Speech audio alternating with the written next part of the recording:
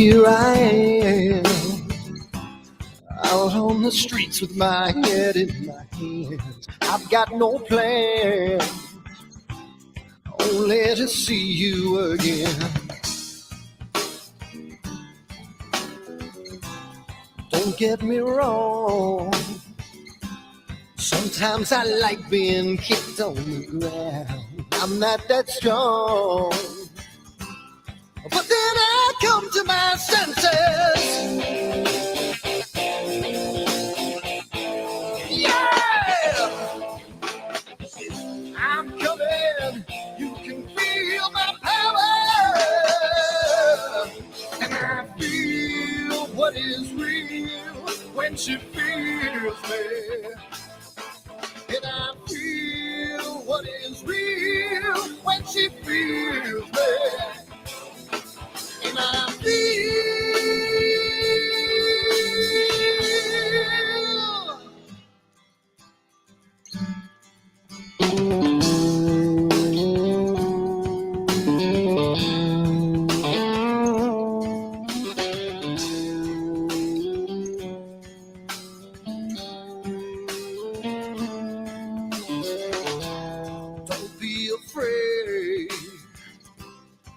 to that man with the scar on his face. It's a charade. It's just the way you've been living. Yeah, I'm coming. You can feel my power,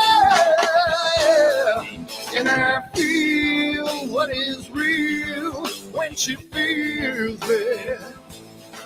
And I feel what is real when she feels me, yeah. And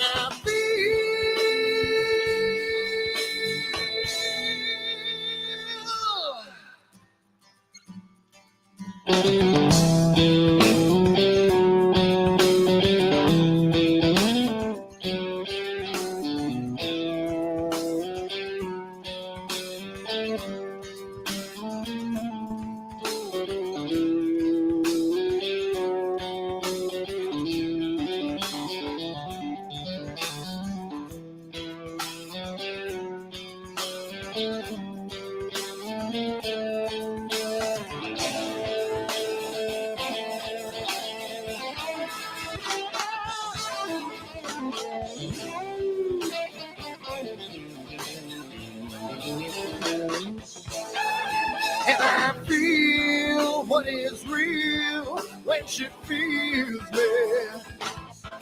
And I feel what is real when she feels me, yeah. And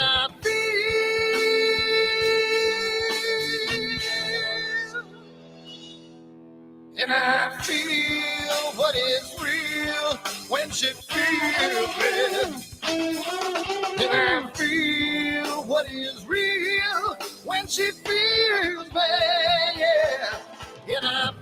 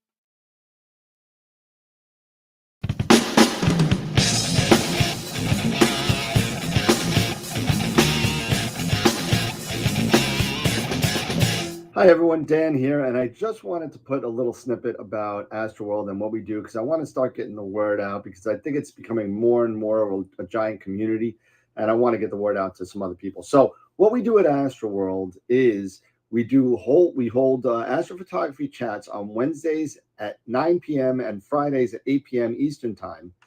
And we just talk astrophotography. Wednesday's more of a techie kind of advanced intermediate, and Fridays is more of a newbie kind of thing. So if you want to check us out, and if you want to, hang out with some semi-decent people that like to go off the rails a little bit and have fun while they're doing it, come check us out at AstroWorldWeb.com, and you can check out the schedule, and you can sign up for all the free giveaways that we do. We just gave away an Eagle 4 Pro, an Optilong filter kit, Charles Brackenstein's books, and a whole bunch of other stuff. So come to AstroWorldWeb.com, hang out with us, have a good time, and as always, remember to keep imaging, keep educating, and clear skies. And I'll see you soon. Bye-bye.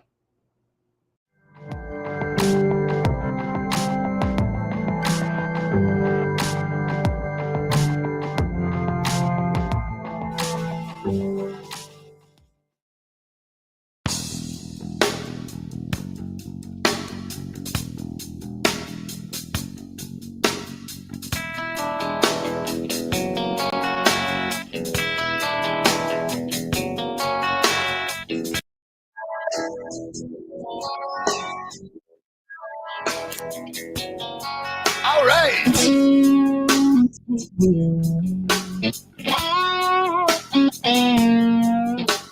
Hey,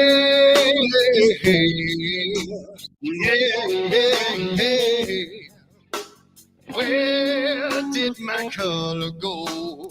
Got your head in the sand. You can't be in control using a powerful hand.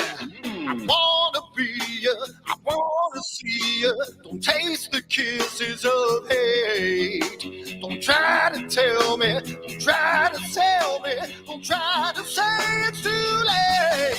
You're gonna push me to the edge, back me in a corner, making me stand in your shoes.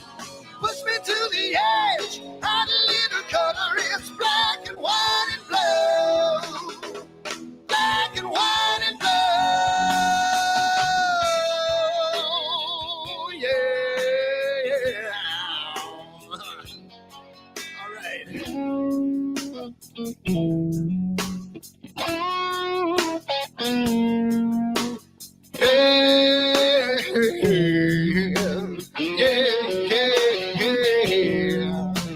Can't wait to ring a bell. Rockets free from the maze.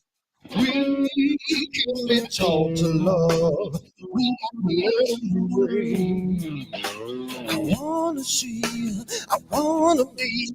Don't taste the kisses of hate. Don't try to tell me, don't try to sell me. Don't try to say it's too late. You're gonna push me to the edge, back me in a corner, making me stand in your shoes. Push me to the edge, hide a little cover, it's black and white and blue. Black and white and blue, yeah.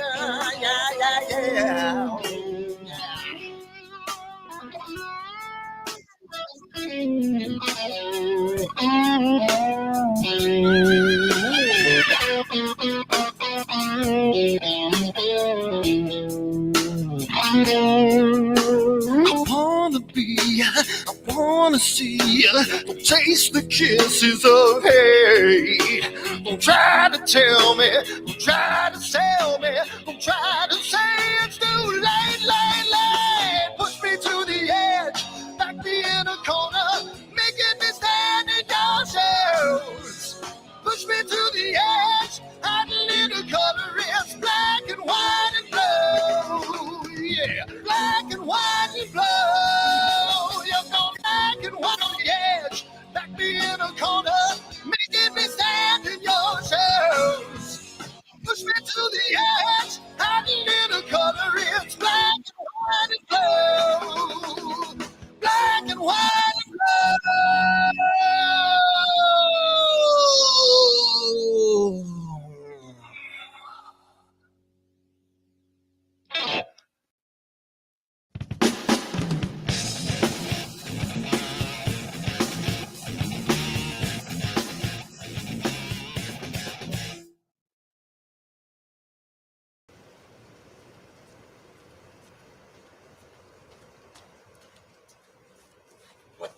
on my telescope now.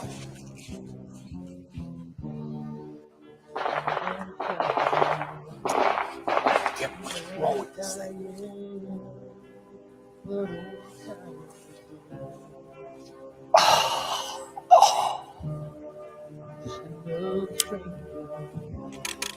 Another lost Lone Ranger, break this spell.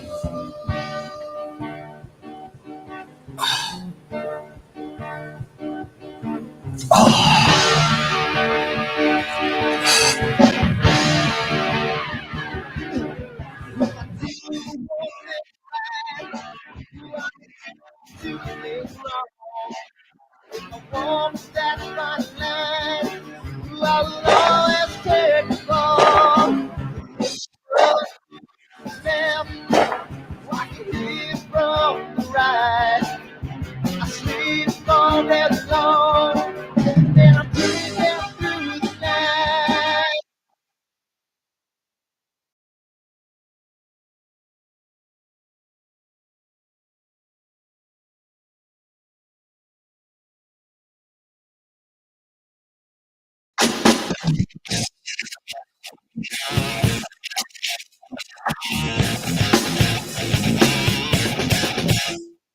I've seen and I've seen a lot of cops, seen a lot of lawyers pull out all the stops, seen a lot of children, their parents in their hands. I felt a lot of women refuse to know. And I don't think I understand why we're making such a fuss. And I don't think I understand the come of all of us. And I don't think I understand why we take this world for granted. I just want to get right back to Guitar Players Planet.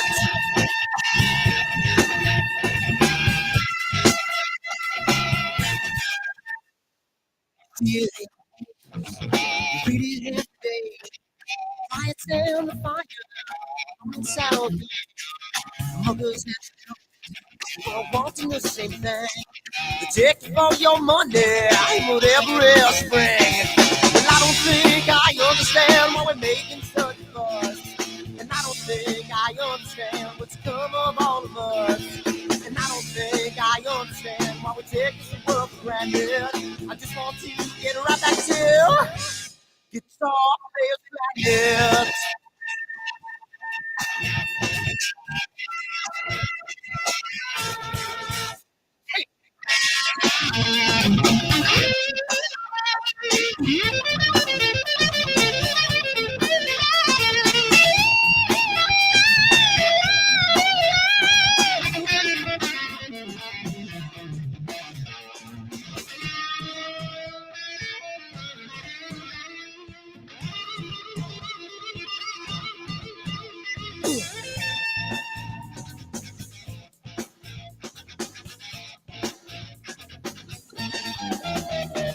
And I don't think I understand why we're making such a fuss. And I don't think I understand what's come of all of us. And I don't think I understand why we take this world for granted. I just want to get right back to Guitar Players Planet. Guitar Players Planet. Guitar Players Planet. Guitar Players Planet. Guitar Players Planet. Guitar Players Planet.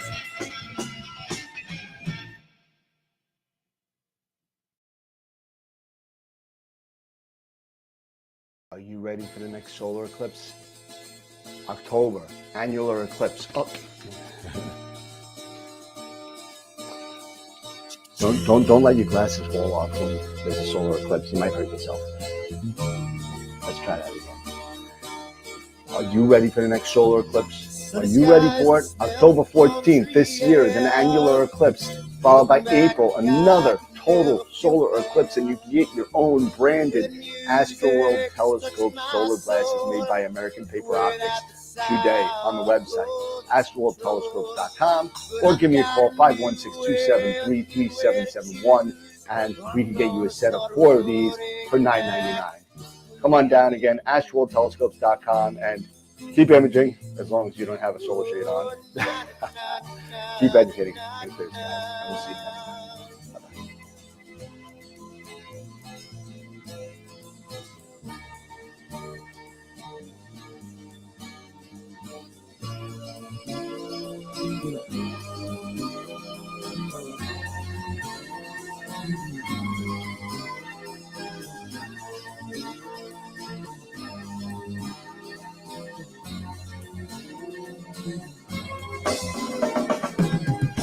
Seems to me that I have lost my friend. Got the sunset on the highway again. Then I get lost on a long summer day. I must go back before it's too late.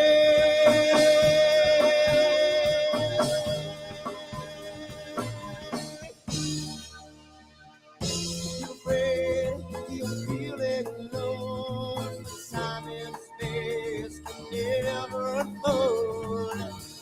The holidays can ring in your fear. The ghost dream praise can only mean tears. And I've got a new way to choose. I'm gonna start running back to lands with blue. Oh, na na na na na na.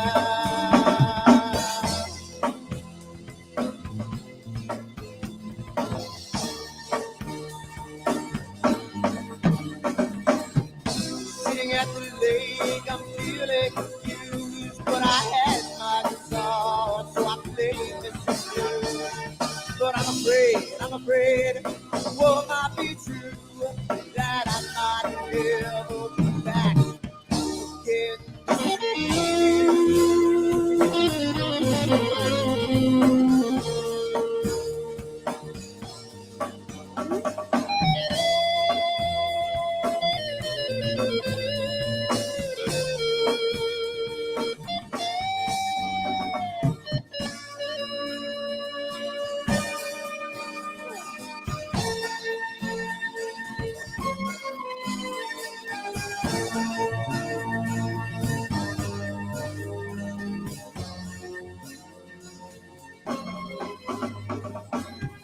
Seems to me that I've lost my friend.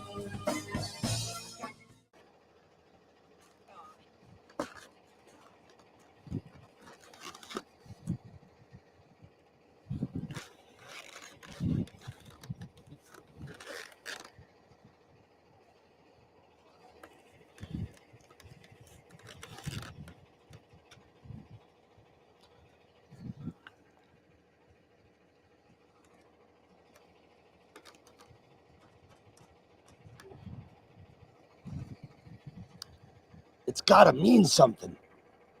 It's gotta.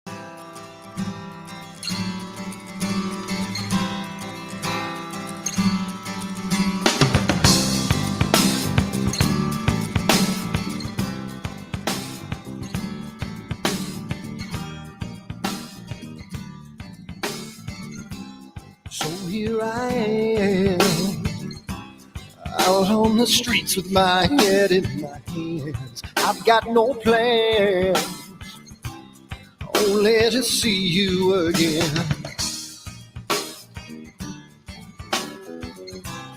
Don't get me wrong, sometimes I like being kicked on the ground. I'm not that strong, but then I come to my senses.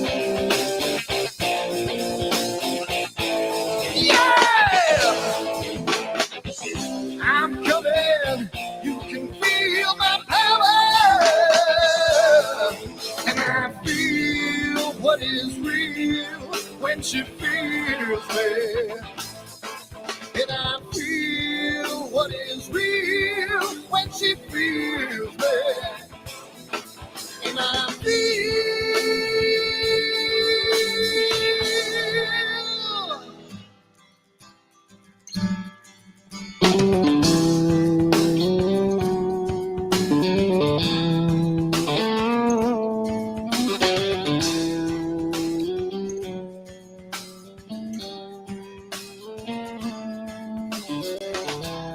Don't be afraid. Don't do that man with the scar on his face. It's a charade. It's just the way you've been living. Yeah! I'm coming. You can feel my power. And I feel what is real when she feels me. And I feel what is real when she feels me. Yeah. And I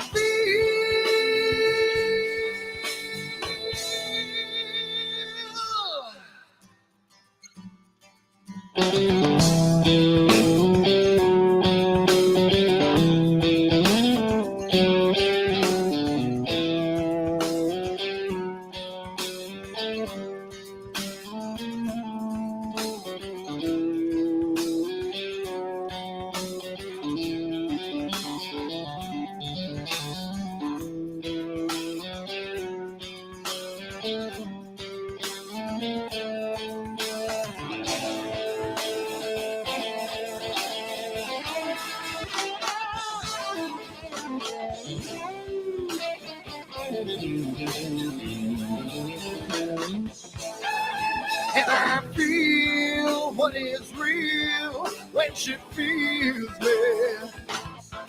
And I feel what is real when she feels me. Yeah. And I feel.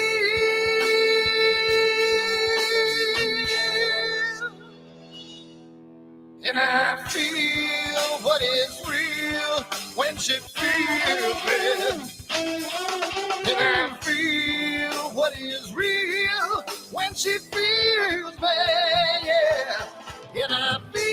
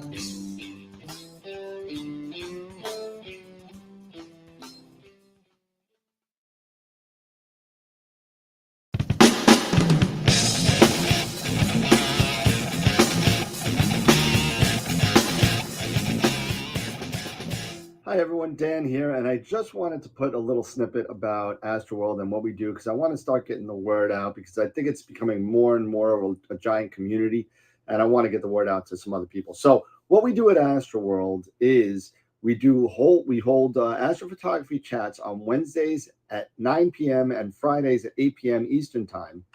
And we just talk astrophotography. Wednesday's more of a techie kind of advanced intermediate, and Fridays is more of a newbie kind of thing. So if you want to check us out, and if you want to, hang out with some semi-decent people that like to go off the rails a little bit and have fun while they're doing it, come check us out at astroworldweb.com. And you can check out the schedule, and you can sign up for all the free giveaways that we do. We just gave away an Eagle 4 Pro, an Optolong filter kit, Charles Brackenstein's books, and a whole bunch of other stuff. So come to astroworldweb.com, hang out with us, have a good time, and as always, remember to keep imaging, keep educating, and clear skies. And I'll see you soon. Bye-bye.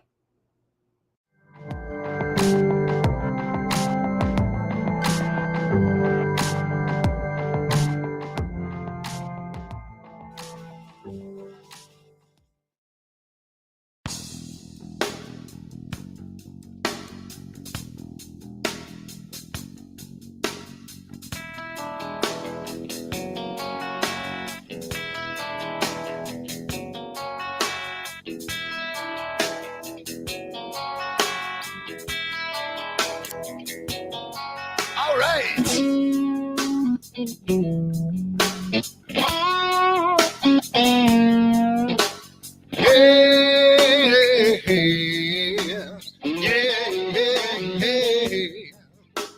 Where did my color go? Got your head in the sand. You can't be in control using a powerful hand. I wanna be you, I wanna see you. Don't taste the kisses of hate. Don't try to tell me, don't try to sell me, don't try to say it's too late. You're gonna push me to the edge, back me in a corner, making me stand in your shoes. Push me to the edge, hide a little color, it's black and white and blue. Black and white and blue, yeah. All right.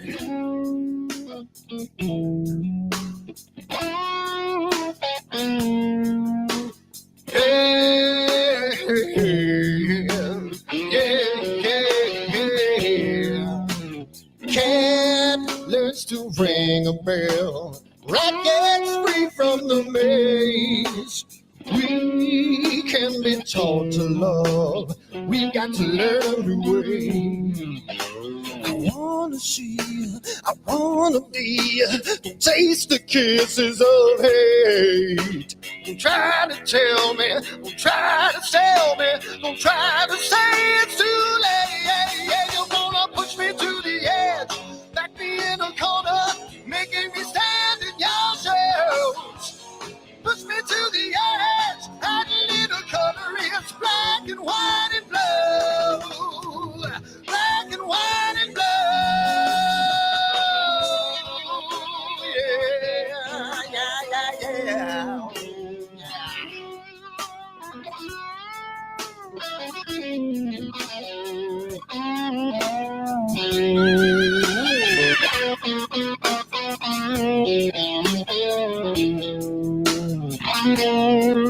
I wanna be, I wanna see, don't taste the kisses of hate. Don't try to tell me, don't try to sell me, don't try to say it's too late. Push me to the edge, back me in a corner, making me stand in your shoes. Push me to the edge, add a little color, it's black and white and blue. Yeah, black and white and blue. You're going black and white on the edge, back me in a corner, making me stand in your shoes. Push me to the edge, add a little color, it's black and white and blue. Black and white and blue.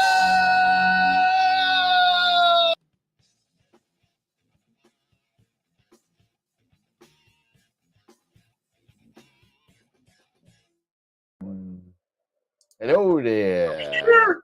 We are here.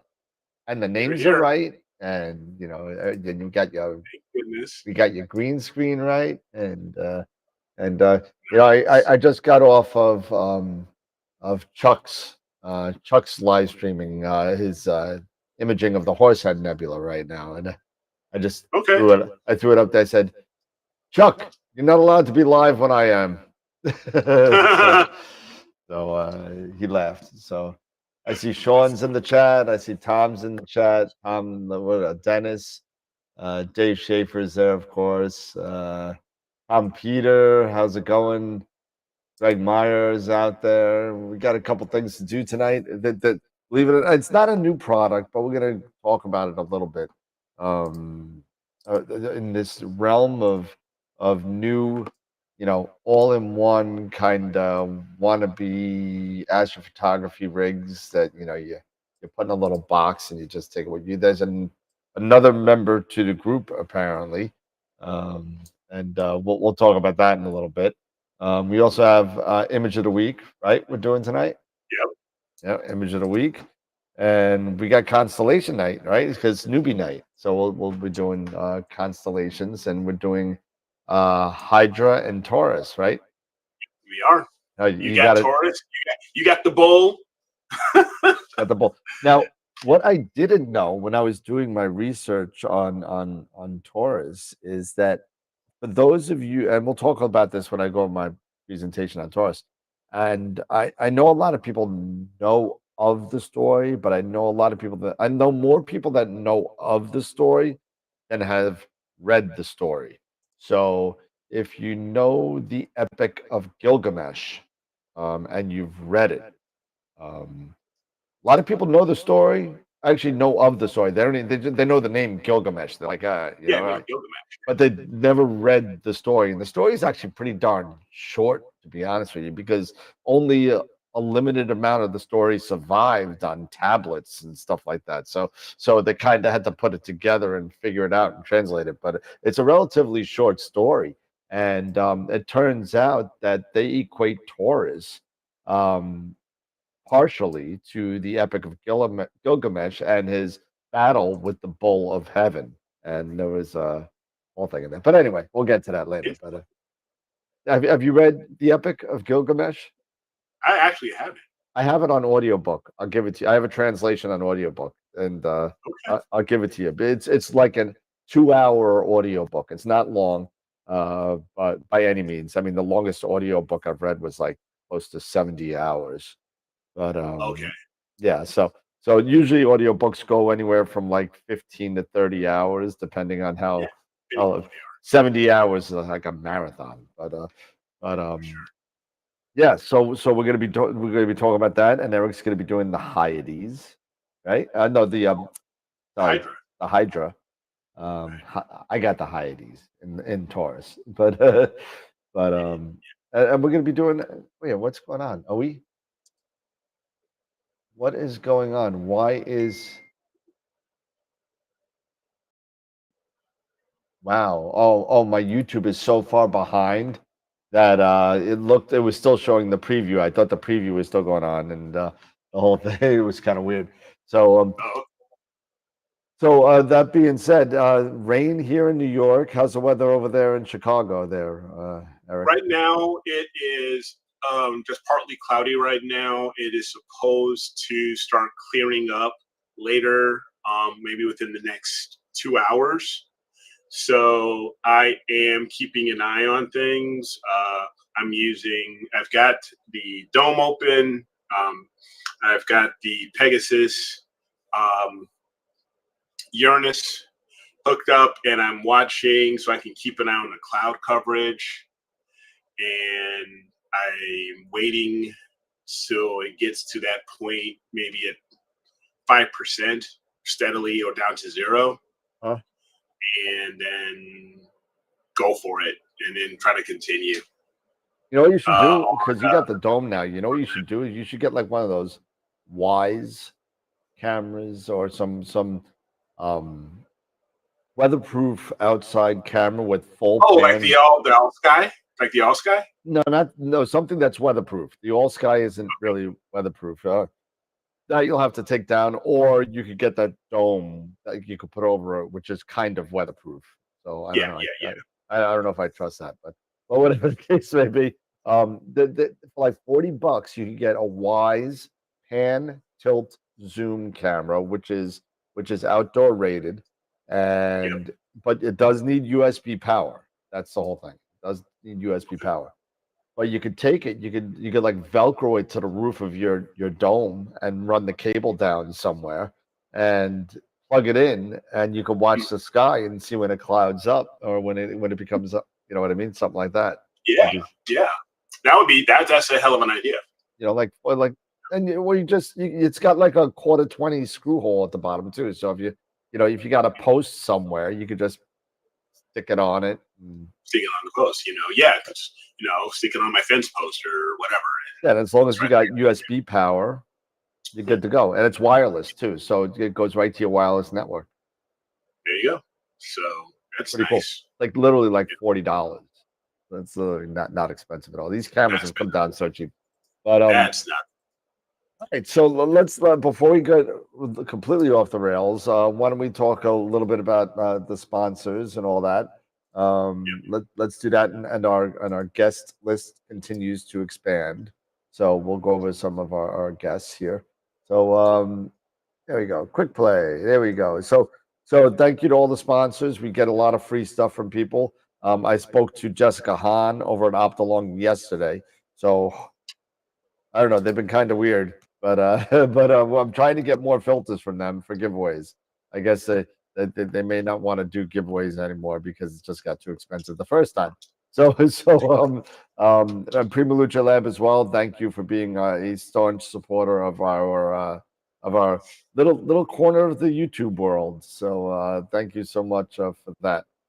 We also have at our Supergiant level Masters of Pix Insight and IP for AP, and last week we gave away an IP for an AP subscription, and it was Gideon Sanders won, and Marcus Reed won the Masters of Pix Insight workshop. So congratulations to those two for winning. This week we're just giving away a Masters of Pix Insight workshop, and we missed it. I guess did we miss it last? It was the last Wednesday of the month. We're supposed to give a $50 gift certificate to AstroWorld, I think. And I guess we did. We did miss it. So we'll do that tonight as well. So we'll do an MOP and a $50 gift certificate to AstroWorld telescopes. So there you go.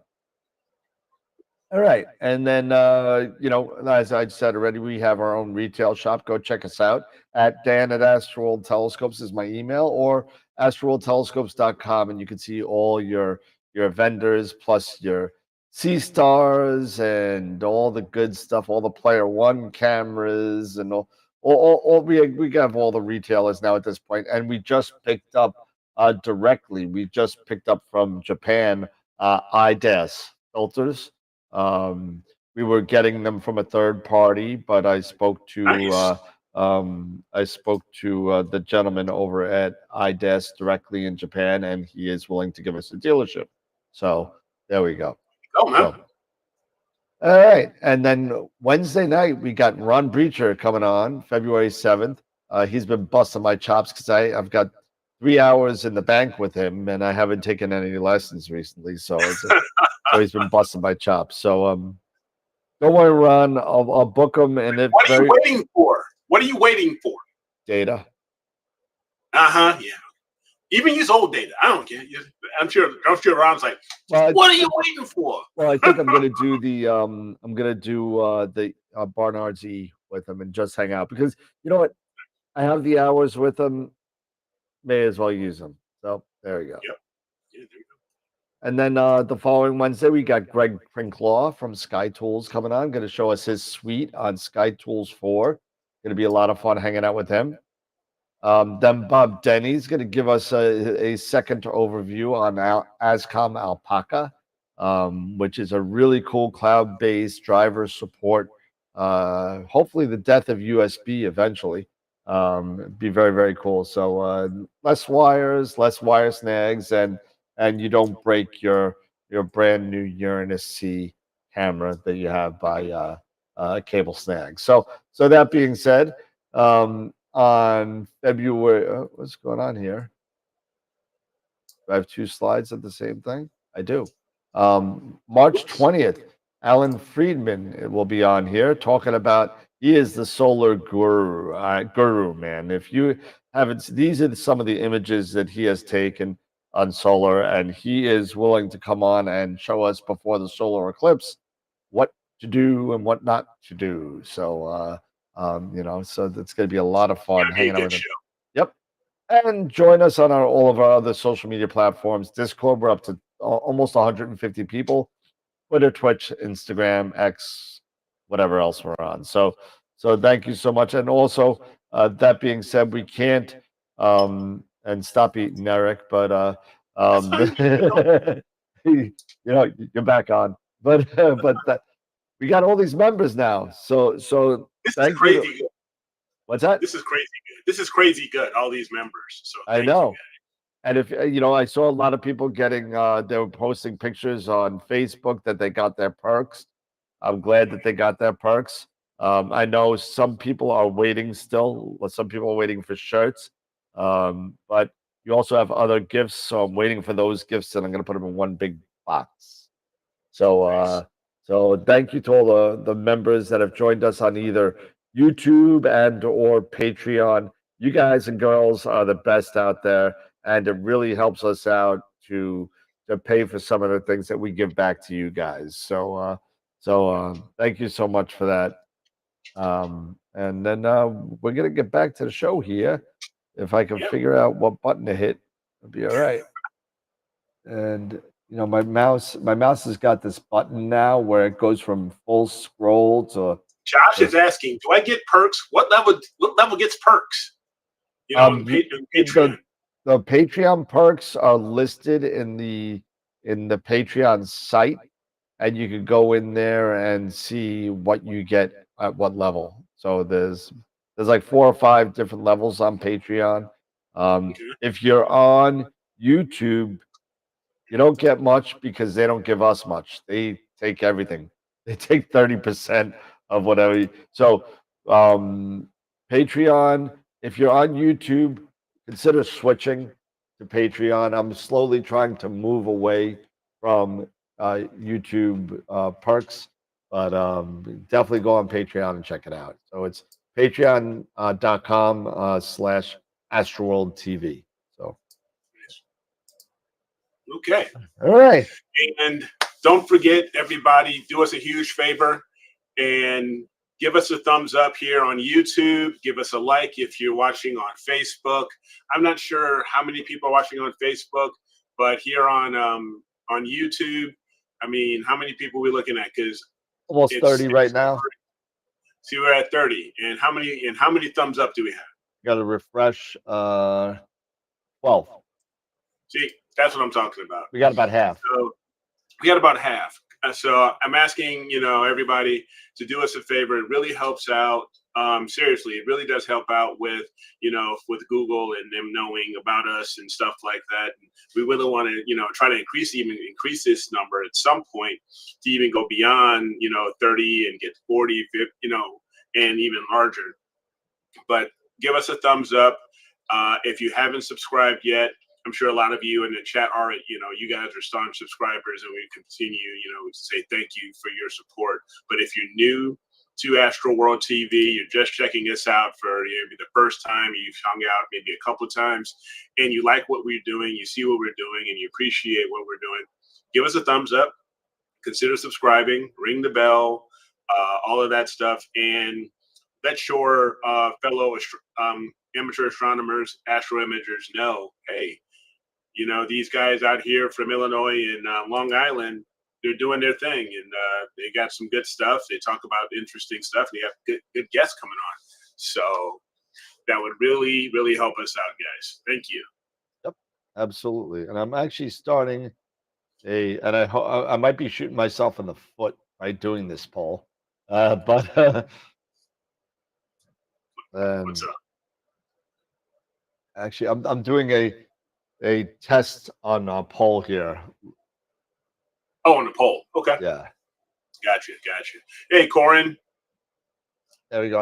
I started a poll because I want to see what the members kind of want to see more from us Yeah, as AstroWorld and AstroWorld TV, and as it grows, I mean, it just continuously grows. We're climbing to 2,100 subscribers. Want to know some more stuff. So I said, you know what? What would you like to see? And if it's other, throw it in the chat. Throw it in the chat. Would you like to see more live shows, less live shows, tutorials, reviews? Tell us what you would like to see. And it's because we will take all of that, definitely take a lot of that into account, and try to improve what we're doing here, because it's not just for us, it's for all of you. It's all for all of you. It's for all of you, because we love you all. It's all for you. You all float down here. So on a side note, I am super stoked. Number one, I'm a little. I'm gonna rip this off from somebody else's YouTube page. You got a little ticked off Dan here tonight. So Oh boy. yeah, you got a little ticked off. Something's really grinding my gears. I'm ripping off two people now. Oh man. But it's just the dogs. They're just jerks. They just annoyed the crap out of me, and that's it. So I know there's other things that are wrong with the world other than my dogs. It doesn't revolve around me, but you know what? Today it does. So they just every once in a while, hey, it is what it is. God damn, these dogs don't shut the F up. They just yap and yap and yap and don't stop. I don't care if you took a dump on the floor. Just go away. Oh my gosh. Yeah, it was bad. But I'm super stoked also about Dune 2 coming out in less than a month now. March. I'm super stoked with that. I'm trying to get my nephews and my nieces to go, but you know what? They don't like me anymore. They don't even answer my text messages anymore. So, So you may just be going solo, man. Well, Jen actually liked the first movie. But if you've seen the reviews for the previews for the second movie. Yeah, I have seen the previews. There was a new one that dropped yesterday. Okay. Oh my God. I have to check it out. Dude, I just hope that that Fade Routher just yells just once, "We'll kill him." Yeah, we'll see. Yeah, we'll see. but I'm super stoked. I'm super stoked for it. But anyway, so we do have. What do you want to do? You want to do constellations first, or? Yeah, I mean, we can really quick. I want to bring this up just to make sure. I want to hit the image of the week really quick. So let me go ahead and do that. Yep, and I'll make Eric bigger, and Leon's getting larger. All right, so don't forget at 9 o'clock we are closing the voting. And 9 o'clock now. We did that. It was at 9:30. Oh, 9:30. No, still 9:30. Still 9:30. It's not 9 o'clock yet. It's still 9:30. Sorry. So just a reminder again. Congrats to Dave for his Pleiades Image of the Week win, and we have 2 entries this week. We have the Orion Landscape Composite by Greg Meyer. And again, Dan, thank you for helping me. So I keep there we go. Descriptions. So now I won't leave those out anymore. And we have the Horsehead and Flame Nebula by Dave Schaefer. So far we have 24 votes. Hopefully we don't have a tie because it's even. So let's get some more votes in. Have you voted, Dan, yet? Have you voted yet? I think I did. You think you did? Are you sure? You're kind of unsure there. I will go there and look, and I'll see if because it'll only let me vote once, right? Yes, it's still one vote. 9 times. Exactly. So stop that. So yeah, so don't forget astroworldweb.com/IOTW. Let's see if I voted. Let's see if it says hell no. It says that hell no, vote not allowed. So I did vote. Okay, so you did vote. I did vote. There you go. All right, cool. I did vote. So anyone who didn't vote, vote. And I'm going to put it on the Discord right now. At everyone. There you go. Yeah, and don't forget, that's another thing. We do have a Discord, channel, and it's growing.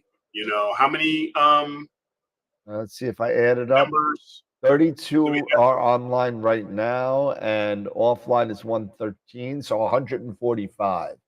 145. You have 145 that have, joined our Discord channel.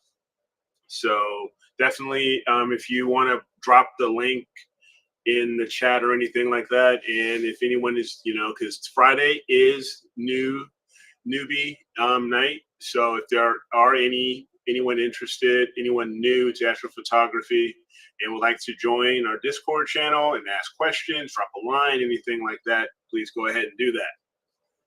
I just plastered it on the Discord, and here is the link for image of the week right there. So we'll do that. There you go. All right, rock and roll. So this being newbie, or new night, or newbies night, is there anything that you want to share? One thing that you want, a topic that you want to discuss as far as for newbies, getting started, stuff like that? Yeah, I do. I do actually. Yeah.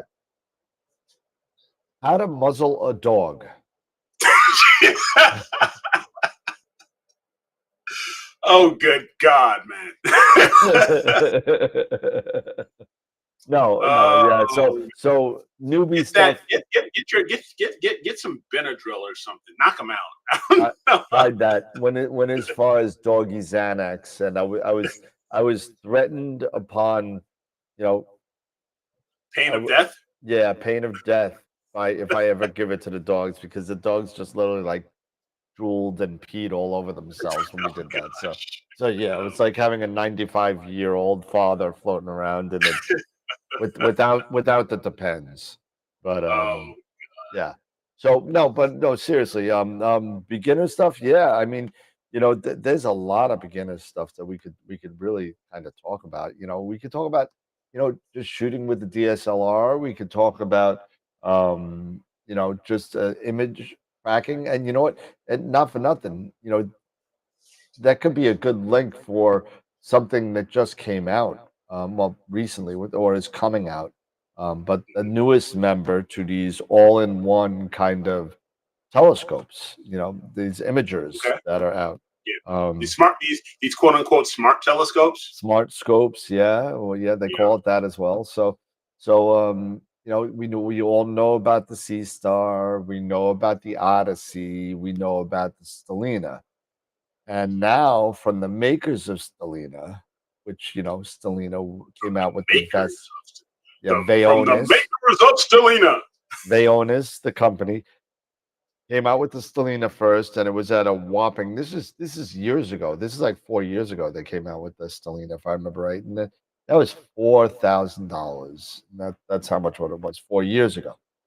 And then they came out with the baby brother of it, the Vespera. And the Vespera came out at a whopping $24.99. I believe it's now dropped in price to $19.99. But now they came out with the child. I guess the Vespera and the Vespera and the Stellina had a little baby, and now the Hestia is here.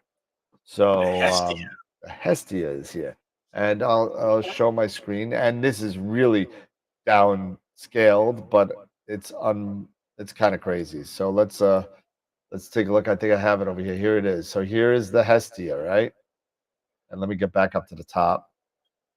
Where's my good button? There we go. Wow. Come on. all the way What up. in the? That's the Hestia.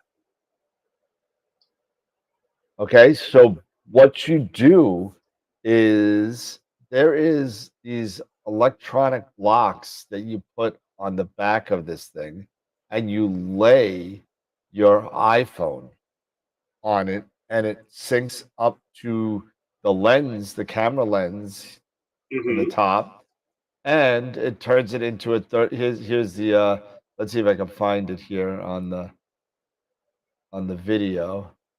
And see, here's the key. You see what's going on? It's small kids, so outreach, stuff like that. Little kids. And it's all magnetic too, so it just snaps on Dang, that there. means I gotta take my iPhone out of my case. Great, nice. So you see, let's see. So you see these things, these little L brackets here. Hold on, let me see if I can get to it again. That this is the exploded view. It's got a 6-element lens in it. I just missed it. Okay, so God, it's going so fast. Slow down, man. Okay, you see these little brackets here? Yeah. Those are actually magnetic. You could take those off and Mhm. make it to the width of your phone.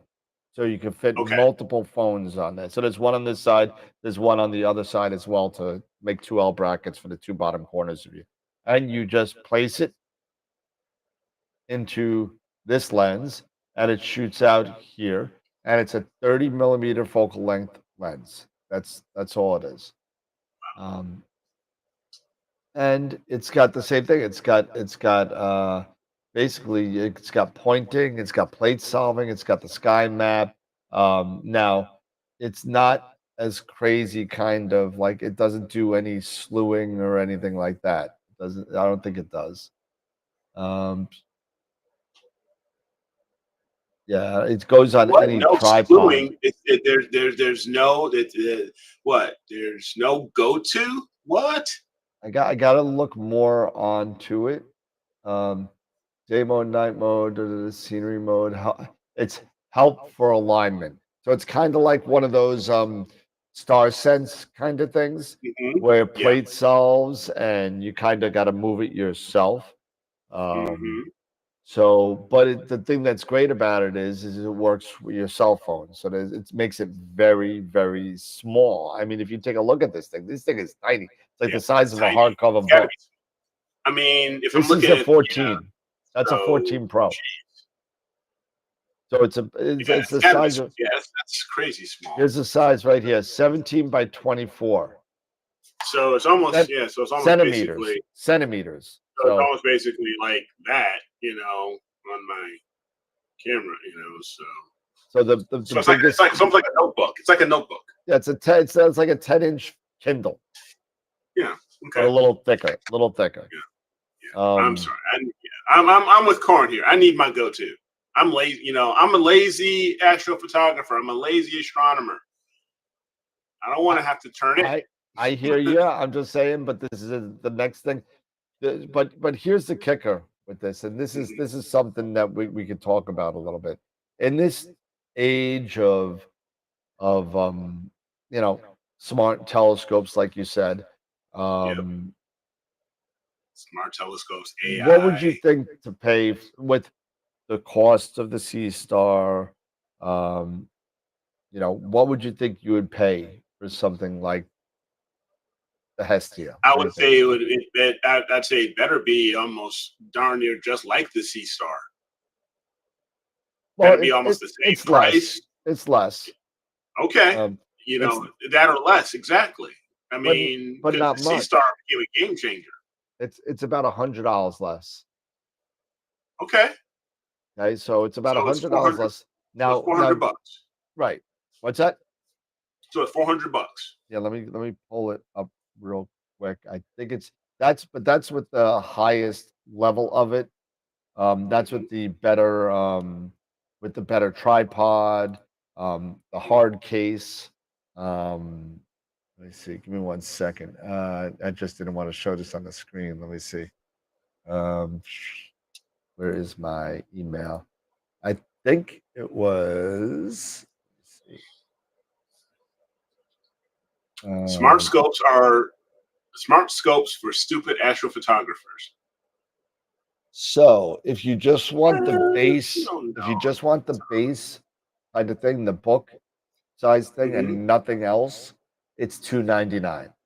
It does come with a dust cover and a standard tripod, and Okay. it's coming. All this is becoming available on the 21st Okay. of this month. So the Hestia bundle, which includes the solar filter also and the hard case, $349, and with the premium tripod with the solar filter, the hard case, everything, it's $399.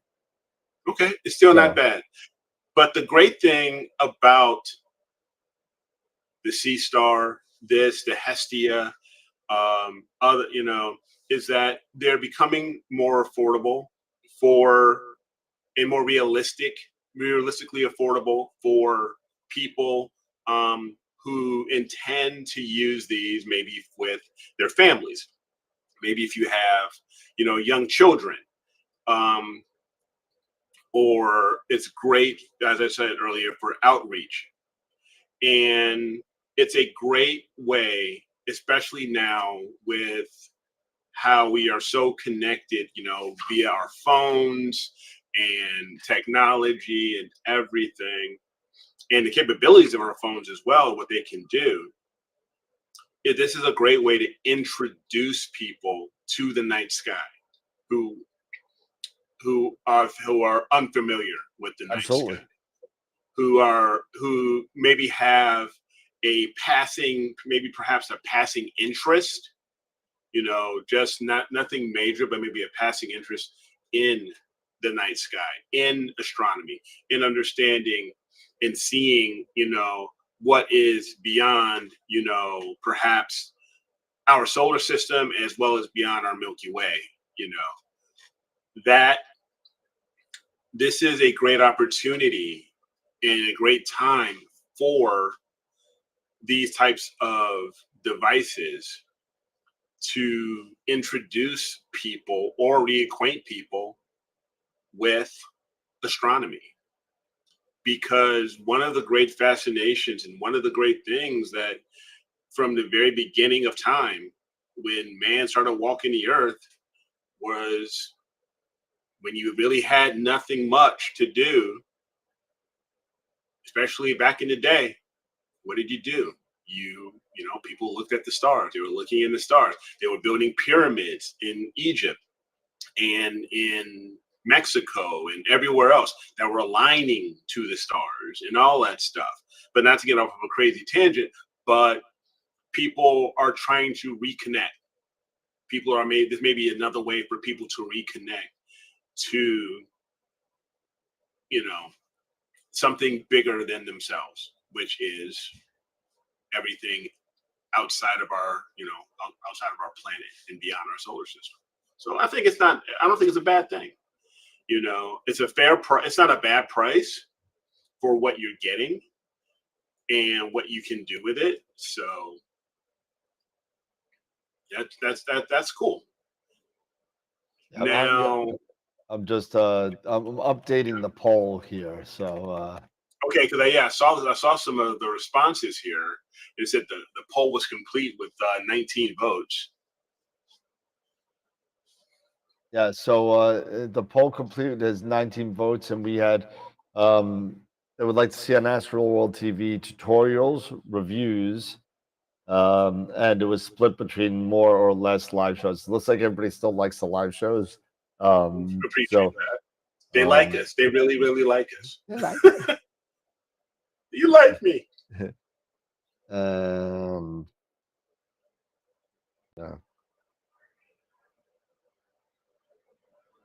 Now, when it comes to tutorials, I can definitely see that.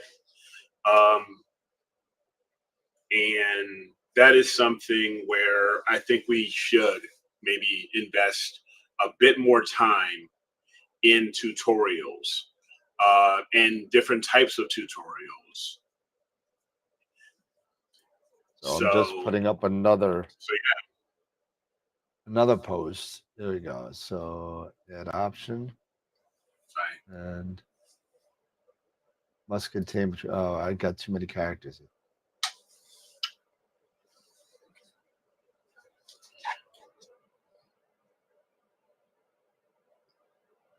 Oh, come on. I hate hitting F12. So when it come now, we talked a little bit, and I was talking about this maybe last week, last Friday, or the Friday prior to that. Getting started in newbie stuff, getting started for into astrophotography, and talking about using what you already have. Right. So that would be one thing that I would say is using what you already have, and how you can get started, and what tips can we give, or how do you start using your camera to take pictures, just your regular DSLR or mirrorless camera. What settings do you use? Things like that to. Well, again, you know this as well as I do. It really depends on what you're shooting. You know what I mean? If you're shooting a bright object, your settings are going to be different than from a dim object. You know what I'm saying? Right. So Like, for example, if you're shooting just to get started, let's say ISO, Yep. if your ISO settings, Sure. What should your ISO settings be when you're imaging, the night sky? See, I'm Be totally it old school with that. M42 or M42 or M45 or something a little bit, deeper, or anything like that. No, But people tend to go when you first do this with the DSLR, and you guys and girls in the chat, feel free to yes. follow my BS or whatever. I Is don't care. Jackie is Jackie on? Because Nikon Jax, because Nikon, yeah, she's floating around. I saw her in there. I thought because with her name, maybe she could chime in a little bit because you got a Nikon. I mean, I'm a Canon guy, but Yeah, I got Canon too. But you were saying when I did DSLR shooting, I was always a fan of shooting at ISO, no matter what it was, ISO 100. That's what 100. I ran it. Wow. Okay. Again, remember what we talk about when we talk about, even with the CMOS cameras, right? We talk about dynamic range a lot, right? And a lot of people out there shoot at what? What do they shoot at?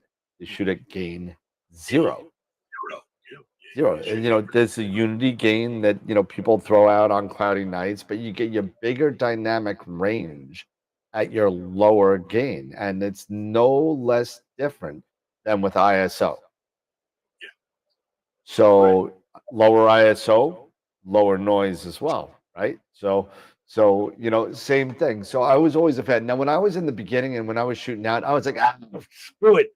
I'm going to go up to the highest ISO I can get, and I'm going to do 33,000 ISO, and I'm just going to go for it. And it always looked like crap. So, I would see that. I would really, thank you. Good. Okay. I got it. That is correct, Jerry. Thank you. I appreciate it. Yeah. Game 100, the lowest you can possibly shoot, for the best dynamic range and the lowest noise. And that's the way, that's the way you really should shoot. Now, if you're just going out, and you just want to futz around and you want to do ISO 3600 or whatever and just see what it looks like, that's fine. But when you're sitting there and you're stacking images and stuff like that, you really want as low noise as possible, because you got to think about a couple things when you're doing DSLR, right? Number one, you're not thermally regulated. That's the biggest thing right there. You're getting a crap ton of what? Not read noise. Nobody cares about read noise anymore. Thermal noise is the issue. So when you're sitting there and taking 3-minute images on an uncooled camera, oh my God, it's like Poltergeist. You got the screen with all the snow and everything. Snow. Yeah, exactly.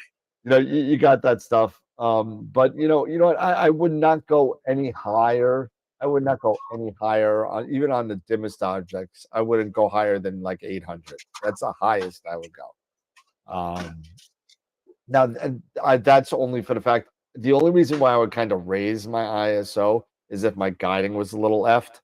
So, more ISO. So there's a little balance. You know how like the noise drops off on a CMOS camera at a certain thing, they call it unity gain, where it kind of the noise starts off low and it goes higher, then all of a sudden it drops like Yep. a big Sa- same thing and you do yourself a favor, go and find out your specs on your own individual camera. There's too many out there between Canon, Olympus, Nikon, so on and so forth. There's so much out there. Find out where your dynamic range is the perfect spot for it, and that's only good for each individual camera. So you'll have to find that out on your own. Now, if you're getting started and you are on a budget, Okay. right?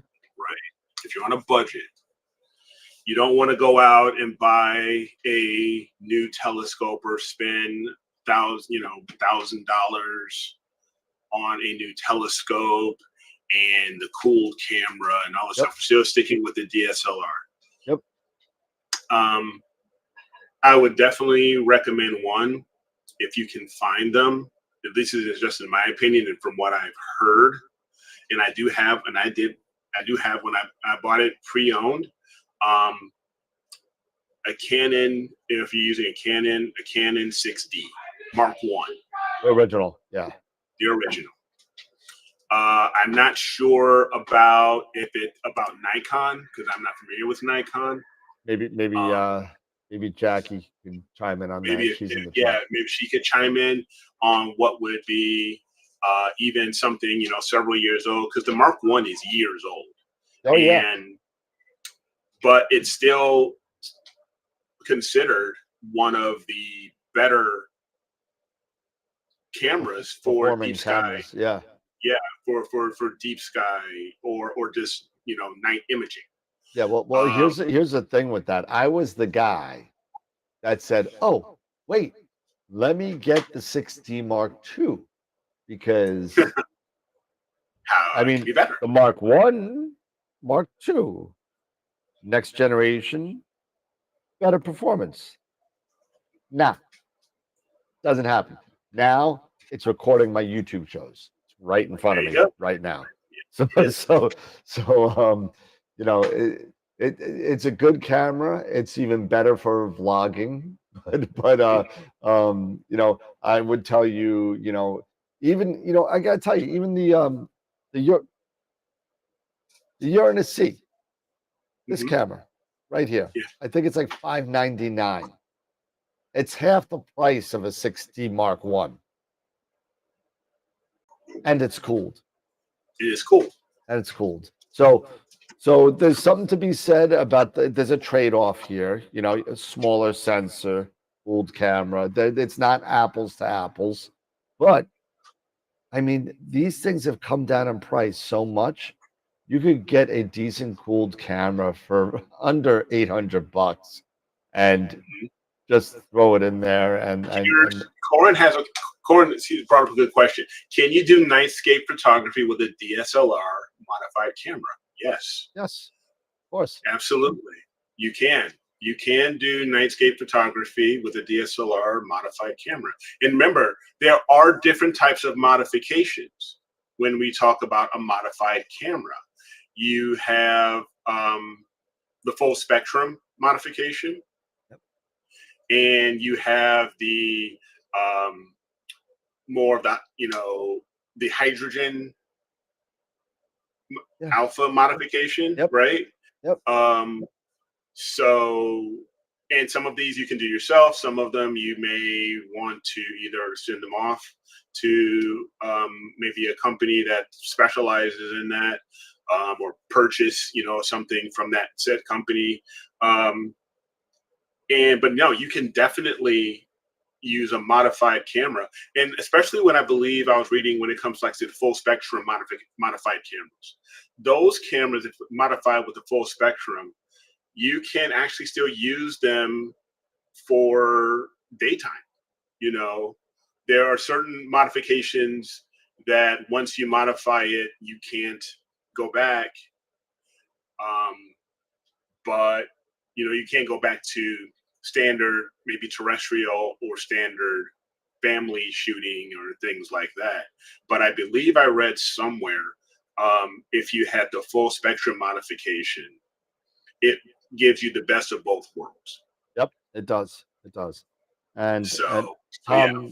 Tom was asking what's the best the Portable best mount portable mount for DSLR, and I or was like, you can't get any more portable than one of these guys, or my move shoot move.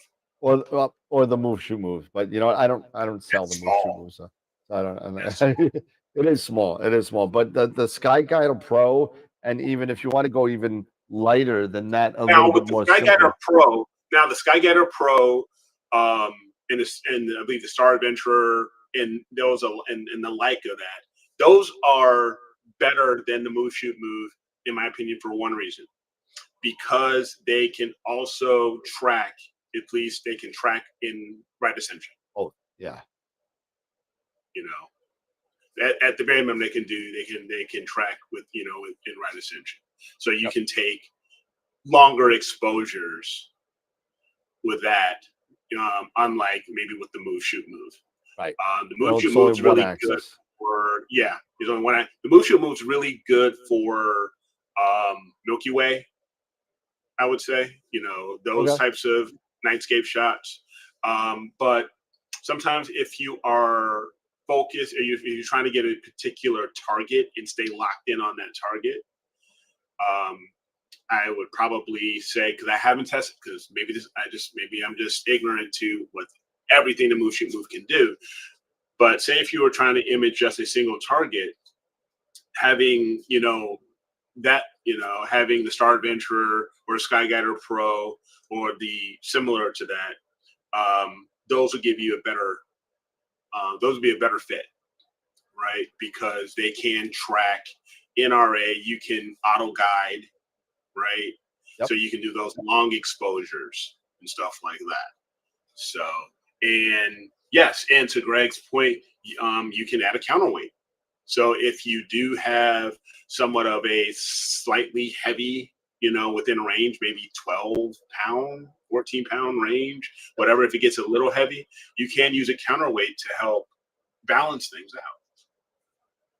Yeah, so you just got to be careful with the weighting on these things because it is an 11-pound. Oh, sorry. What happened? What happened? Where'd you go? I hit the wrong button. There we go. So, it is an 11-pound max on these guys, on these little guys. Even the Star Adventurer 2 from Skywatcher, another good one. But the Ioptrons are pretty good. This is all rechargeable too. You don't even need a battery with this. It's all rechargeable, and it's got a bunch of different slew settings. It's got lunar, solar, sidereal. I mean, so it's decent stuff. So there is the Some full of those blown. come with the iPolar too, don't they? So you Some can come with the iPolar, some do not. Yeah. So, but you got, I think the one that's full blown, I want to say it's $650 for the full blown one with the iPolar and everything. Gotcha. So, and that's a full package. I believe that comes with a little cheap tripod too. Okay. So if that's the full package, and say you've already have a camera, or if you want to get a pre-owned camera, like I was mentioning, the Canon 6D, you can get the Canon 6D from different actual camera stores online, or even off eBay. Some of them I'm looking at here for the Mark One, $300. Some of them may be a little more, some may be a little less. It just also depends on the how many shutters, what the shutter count is, and stuff like that. That may dictate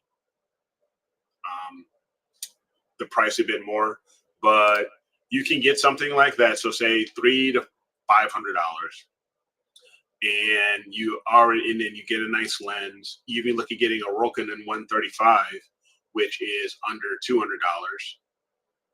right? So you could very well be under 1,000 or just a little over 1,000 with just that, Yeah. and be able to start taking some nice pictures. Yep. Um, Absolutely. so it's something to think about. Those types of setups. They're and another great thing is that they're very portable. They're highly portable. Oh yeah. You can, It fits in a little bag like this big. yeah, yeah, and you can take it. You can take them anywhere. I mean, if the mood hits you, you can take that sucker out and start imaging and stuff like that. Absolutely. So that is, I would really recommend for beginners to consider. This is just my opinion. Start, if you have it already, start with your current DSLR. Get comfortable with it. I agree. Get comfortable with it. Get, know those settings as best you can. I mean, there's lots of videos out there, YouTube videos, even from professional photographers and, everybody else that can help, make suggestions and help guide you if you're, a novice to this stuff. But start with that. Find a nice prime, maybe a nice zoom 75 to 200 if you have that. If you want a prime lens, like I said, the prime lens is one that's just, it's not a zoom, it's just that one focal length, the 135, the Samyang or Rokinon 135, things like, something of that nature. And then consider a nice star tracker like, the Star Adventurer or the Sky Guider, and then get Stellarium or an app like Safari, like Sky Safari and stuff like and that would probably be my first thing. I want to go back a little bit. Get initially, if you can, get familiar with the night sky and what's out here. Yep. Would probably be the first thing. You just get comfortable with the night sky and understand maybe the constellations and knowing what is out here, and maybe develop, finding that interest that you want. Then take what you have and start small, some quick exposures, things like that. And then when you want to move up, get a star tracker, like the Ioptrons, and start small.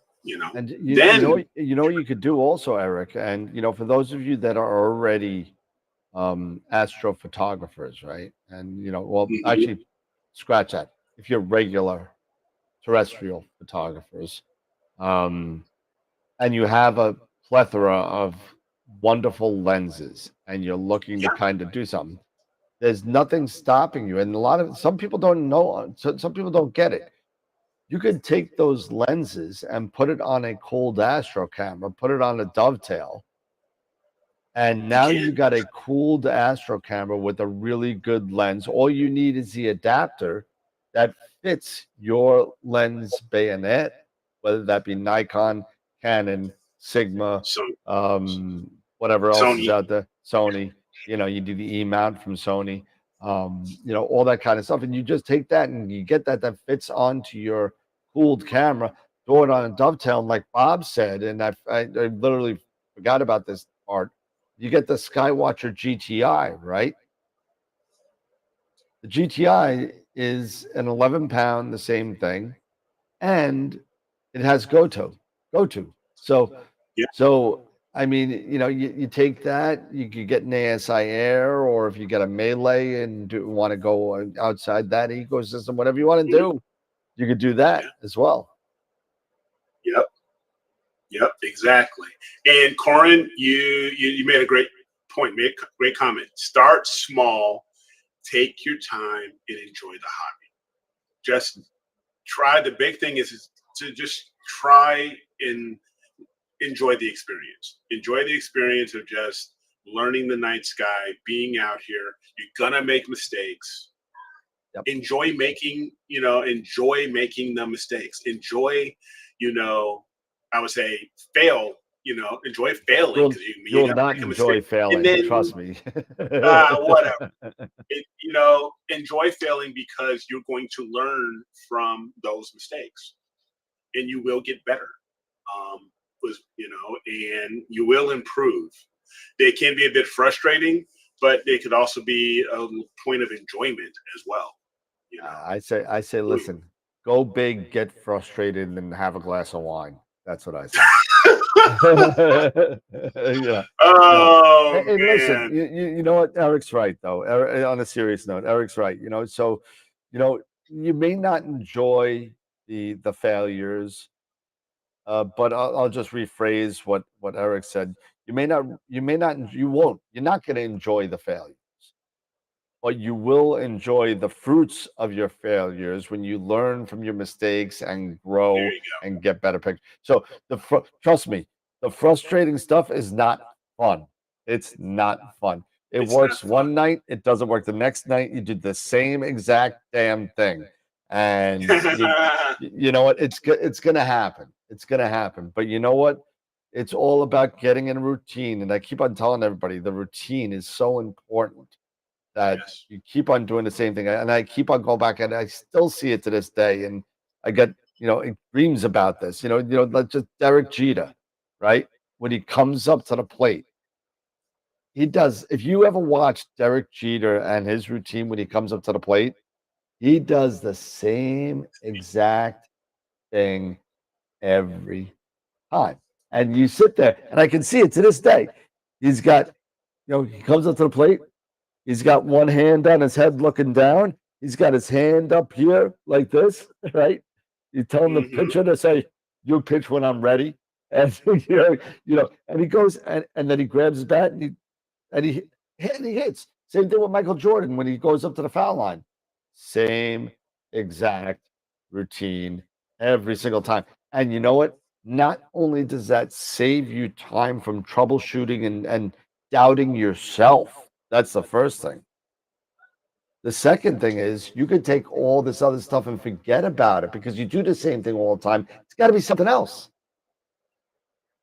And that will slow down, that will help you speed up the troubleshooting when you come up with those mistakes. As long as you get that. So but if you end up reaping, from the fruits of your labor, good images, great images, and learning, all of those failures, the journey, you can look back at that journey and say that wasn't so bad.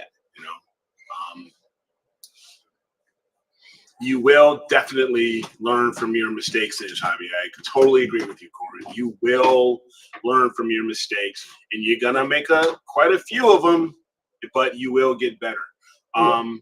So getting back to the investment you'll make, the investment is the investment. Whatever you can afford and you feel comfortable with is your investment. That's your financial investment. But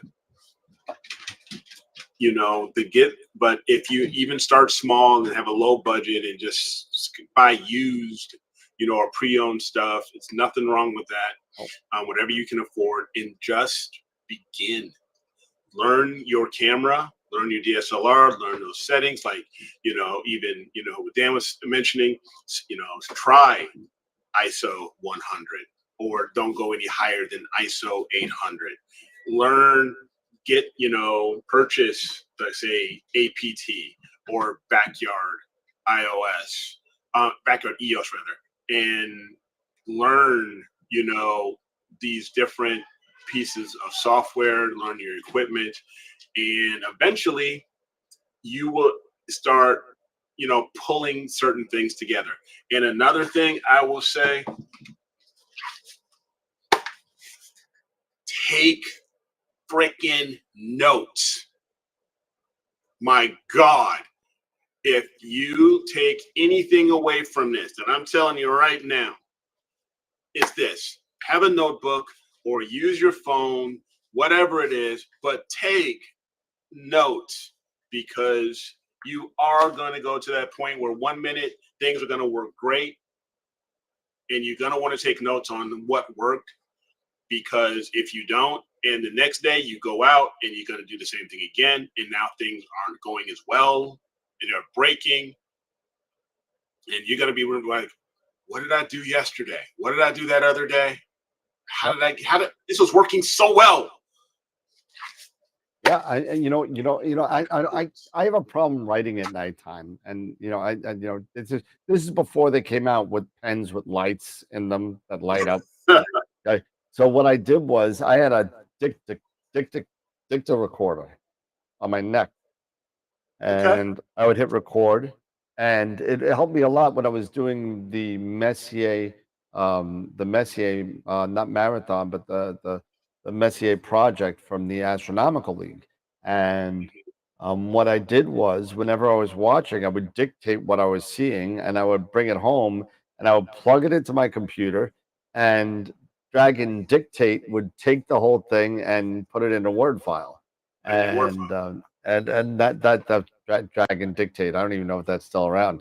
But that's what I did, because I just said, oh yeah, it's kind of like a doctor, doctor when he does surgery, he records things that he's doing. Okay, well, I'm making a 2-inch incision right above the mini thorax or whatever the hell they do, whatever. I said, all right, well, I'm going to plug in the USB here, and I'm going to do this, I'm going to do that, and now I'm going to slew the scope here, and blah blah blah. And I would say that. Now I'd skip away all the BS that I don't need, me cursing into the microphone and saying that it's goddamn cold outside. So I remember doing all that, and it would help me a lot, because I still have to this day in Sky Tools 2. Well, I've upgraded then to 4. All of my notes for everything that I did visually are still in the logs in Sky Tools, and I use those logs to get my pin from the Astronomical League for the Messier program from them. So, nice. Yeah. I mean, even if you have your phone, and if you have Google apps or Microsoft apps, have OneNote, whatever it is. If you don't, dude, if you when I was have doing one of this, I these, had a beeper. What are you talking about, smartphone? I'm just saying. Yeah. I mean, if you don't have this, at least if most people have this, Yep. and you can definitely take notes in here. But whatever medium you're going to use, the main point is to take notes so you can refer back when things aren't going well. Because you're going to fail, and and you're going to have successes, but if you don't have something to take notes with, I almost guarantee you're going to have and deal with a lot more failures than you are going to have successes, and then you're going to get to the point where it's going to frustrate you. Yeah. So, I tell the story all the time. I know Charlie Walsh was in the chat before, and he, believe it or not, he came into the city with me and I've told the story before. When I bought my first 8-inch Schmidt, and the only place to get an 8-inch Schmidt was in Manhattan at that time. And so I took the train into Manhattan and bought my LX200 GPS from a store. I don't even remember the name of the store in Manhattan. And he carried the tripod while I carried the tube. And the tube was, the 8-inch Schmidt was, it's in a big box. And I was not taller, shorter, but I think I was like a 29 waist when I bought this thing. I was like 149. I was really skinny, dude. You were a $125 soaking wet. Yeah. Oh, it was bad. And now I'm on the LIRR, where the aisle's like the size of like 2 feet walk through. And I got this 3-foot box, and I'm walking. I see a seat. Charlie's like, yo, dude, come on, we're right over here. So I was like, I'm coming. I'm coming. Look, I smacked this lady right in the back of the head with the box. And I was like, sorry. Sorry. What's in the box? She said, what's in the box? I said that no, that movie wasn't out yet. But Yeah. I was like, sorry, it's a telescope. Hey, no telescope. Hey, we got into a fight on it. Charlie's laughing Oh his ass God. off, and and that was my first scope that I had, and Charlie was there with me. I see he's there. He's laughing about it, but Oh, it's we have a lot of fun stuff.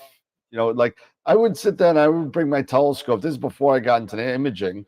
I brought my telescope to the clubs, mhm.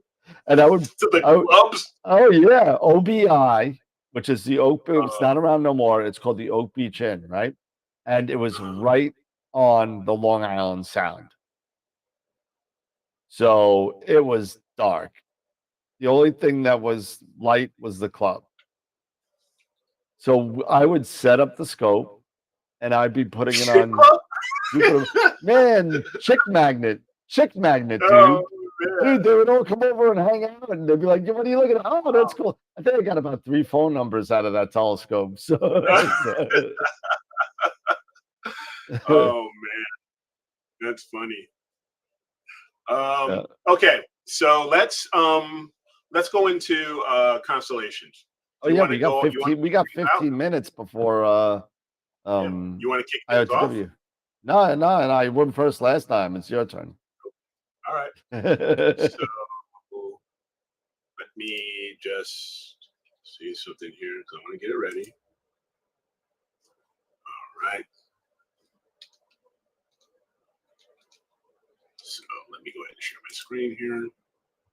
Turn off the scroll. So while you're doing that, I did another poll, right? And Yeah. I said, if you had to choose, would you rather have the 2 live shows with live tutor and mistakes, right? Mm-hmm.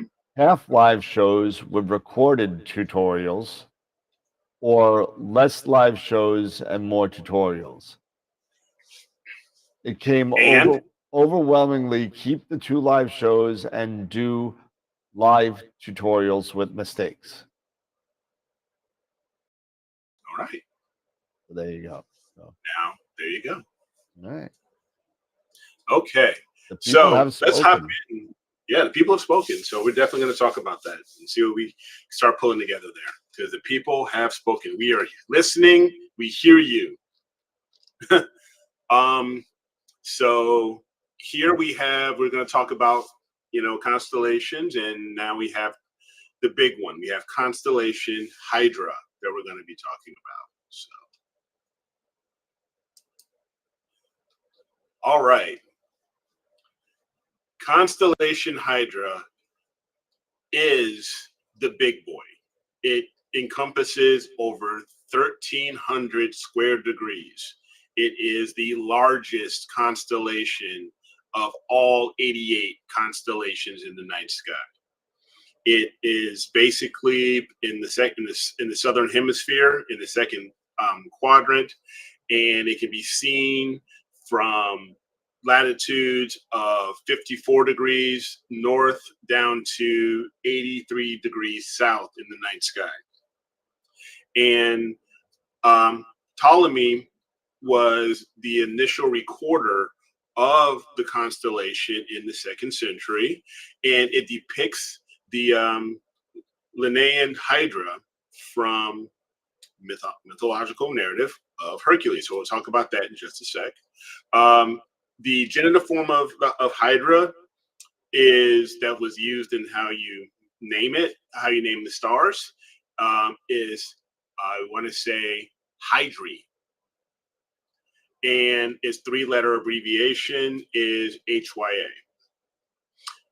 Of course, Hydra belongs to the Hercules family, and it is one of the 15 equatorial constellations. The constellation has 8 named stars, and its brightest star, Alpha Hydri, is called Alphard, and it has a rough magnitude of 2. There are 3 Messier objects in the constellation, 13 stars with systems with exoplanets. And there are two meteor showers associated with Hydra: the Alpha Hydrates and the Sigma Hydrates. Okay, so about the mythology. Let's hop into this. So Hydra versus Hercules. This was the second of Hercules' great, 12 labors. The Lemurian Hydra is in the Hydra, big lizard. They call it also the water serpent. It was huge. It was actually the child or the offspring of the monsters Typhon and Echidna. And Echidna, known as the mother of monsters, she was a creature. She was a hybrid. She was half woman and half serpent. Now, we know that Hera, if you follow Greek mythology, Hera was Zeus's wife, and Zeus got around a lot. He was hooking up with all kinds of, women, be it mortal, immortal, and Hera was just furious about it. But she was so furious when Hercules was born, because he was born with this great strength. I mean, this immense power, and she just hated him with a passion. Even though the Hercules, or what we call Heracles, was named that way to try to somewhat appease her, she didn't care. She just hated him. So when the Hydra was small, Hera actually adopted the Hydra and raised it, but raised it with a sole purpose: to destroy, to kill Hercules. Now, the Hydra possesses 9 heads, and of those 9 heads, one of them is actually immortal. The other ones are mortal. And it made its lair in a swamp called near the town of Lerna, which is where it got kind of the name of the Lernean, the Lernean Hydra. And it would cause all kinds of crap. It would go into the town, cause all kinds of havoc, around in the town, around the areas, all that stuff. Now, Hercules' cousin, King Eurystheus, also hated Hercules. Hated him just as much as Hera did. And so Hera conspired with the king, and the king sent Hercules on the second labor, to kill this monster. And he was doing these labors to atone for killing his family, based off because Hera drove him crazy, actually drove him mad, and he ended up killing his family, his wife and kids. But also for Zeus, because Zeus said, if you do these, we will bring you back to Olympus. You will be a god. You'll achieve immortality. So he went to the swamp alongside his nephew, Aeolus, who was his charioteer and stuff like that. And Hercules began, he needs to draw the Hydra out of its cave. So he first started shooting flaming arrows into the cave to get its attention and to get it out. But as soon as it came out, Hercules went to work. He began attacking the Hydra, and he started taking off heads. But the thing was, when he was taking off heads, when one head was taken, 2 would rise in its place. And it would continue to be that way. And also during the fight, Hera's looking at this fight, and she says, I'm going to even do a little bit more to Hercules. So she had this giant crab come out and side with the Hydra, distract Hercules. And he started and this giant crab started biting his feet. But he ended up killing the crab, and Hera actually placed that crab in the stars, and this is where we have the constellation Cancer. Now, during the fight, Aeolus, seeing how this was going, was actually inspired by Hercules' half sister, Athena, the goddess Athena, the goddess of wisdom and war, with an idea on how to defeat the Hydra. So he came up with this idea and shared it with Hercules. So when Hercules started taking heads, the mortal heads, Aeolus started using torches to burn the stumps of the heads and cauterize them so they wouldn't morph into two heads. So this began to work, and eventually he got to the point where he got finally to the immortal head at last, and he was finally able to cut the head of the final head off the Hydra and kill it.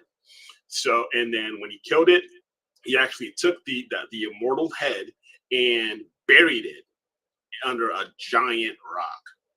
Now, when that was all said and done, he also took his arrows and he began to dip his arrows in the blood of the Hydra, which was highly poisonous. And he ended up actually using those in his other adventures, killing other monsters and other enemies. But unfortunately, that blood came back to bite him literally, and would eventually lead to the cause of his own death. So. Now we'll talk about what's in the sky. So, as I said, they have 3 Messier objects. This one is Messier 83, the Southern Pinwheel Galaxy, and this was taken by Christoph Lichtblau. If I hope I'm pronouncing that right. And this was taken with an Edge, with an Edge 11, an Edge HD 11, and an Omega Tech 410 with a Fornax 55 mount. This one actually won Image of the Day earlier in June of last year, and he used a UV cut filter and just under 5 hours of integration and imaging, and of actual imaging time. Next, we have the Messier 68, which is a globular star cluster. This was taken by Jerry Macon, and he used a CDK-20, Planewave CDK-20, with a 6200 mono from ZWO on a Paramount ME2, and that's a nice one, it's got the encoders. And he used chroma filters, and this was less than 2 hours, just around an hour and a half of imaging. Then we have the next Messier object, M48, which is an open star cluster, and this was taken by Damien Kinane. This was with a RASA 8 and a 183 MC Pro, sitting on an Atlas EQ. And he only used a UV luminance UVR block filter, and this was less than an hour. So this was about 52 minutes. Then we have the Hydra cluster, Abel 1060. And this was taken by if I'm pronouncing this right, Johan Nielsen. And he actually used Telescope Live to capture this image and posted it on AstroBand. And this was with a Planewave CDK-24. And this was just over 3 hours. And finally, we have the Ghost of Jupiter, NGC 3242, which is a planetary nebula. And this one was also taken by Jerry Bacon, but he used a CDK-14 and a 6200 full frame mono from ZWO. But on the same mount, the ME2 with the encoders. And he used chroma and Enlea filters with this. And this was about an hour and a half. Wow. Yeah. So that is it. That is the Constellation Hydra. Nice. Nice job, man. Thanks. And cool. Nice. Yeah, I like telling the stories. So maybe I get a little carried away. Oh no, absolutely. See, I do mine. I'm like short and sweet, you know. I just but really good job doing the mythology. I know you're way into that, so that's Yeah, cool yeah, I stuff. like that stuff. I like the stories. You know, I like the stories, but I put like a stupid Dan Higgins twist to it. But I'm one of those Greek mythology, Percy Jackson, Clash of the Titans. You yeah, know, even Beowulf. You know, from Beowulf, Danish sure. Yep. mythology. You know, and Thor and Norse mythology. I'm all about that. I Oh just yeah, love all that stuff. I love it too. Not as much as you though. So Yeah, it's all good. It's all good. yeah, yeah. Thank So you, guys. Appreciate it. all right. So we got got about 5 minutes. So you got 3 minutes left to vote for Yep. image of the week. So go vote now. If you haven't voted, go vote because we only got a couple minutes, and during those couple of minutes, I'm gonna try to finish this by 9:35. Let's say. So Okay. we'll try and get this done. So tonight, we stayed in the Monster Land, I guess, and so we went to Taurus in the north, another zodiac sign. And let me just start this guy up here. Slideshow from beginning. There we go, and let me minimize this guy and minimize this guy, and then we'll share the screen. There we go. Boom. Quick play. There we go. All right. So tonight we got Taurus the Bull in the north. And if I could get my other screen up so I can see what I'm saying, that would be nice. So yeah, Taurus the Bull, right? So here we go. So some Taurus history, right? Let me see if I can forward this over. Where is this? There we go. Bam. Come on. Let's go. There we go. Beautiful. So Taurus history. Okay, so this is actually one of the oldest constellations out there. It literally dates back to the Bronze Age. And why is this not showing this to me? Where's my? That's not what I want. I apologize, everybody. I need my presenter screen here. There we go. It dates back to the Bronze Age. All right. Now, Bronze Age goes all the way back to 3300 BCE, and dates all the way up to 1200 BCE. So it's one of the. It's got like 6 or 7 bright stars in it. It's out of control. It's the 32nd largest constellation, and it's got again several bright stars. Aldebaran, Elnath, and Alcyone are some of the main ones. It's home to 2 lovely clusters, and one of them was a picture of the year image, the Pleiades. That's one of the ones, and also the Hyades as well is also makes its home in Taurus. It's the Oh, I mixed something up here. I guess sorry. It's the 17th largest constellation, and it goes up to 797 square degrees.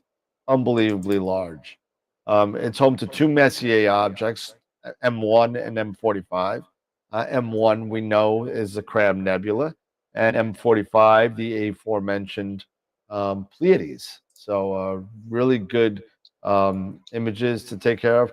It's got 5 stars with known planets, and it's got 2 meteor showers, the regular Taurids, which come in November, and the Beta Taurids, which happen in June or in July. So at the end of June, beginning of July.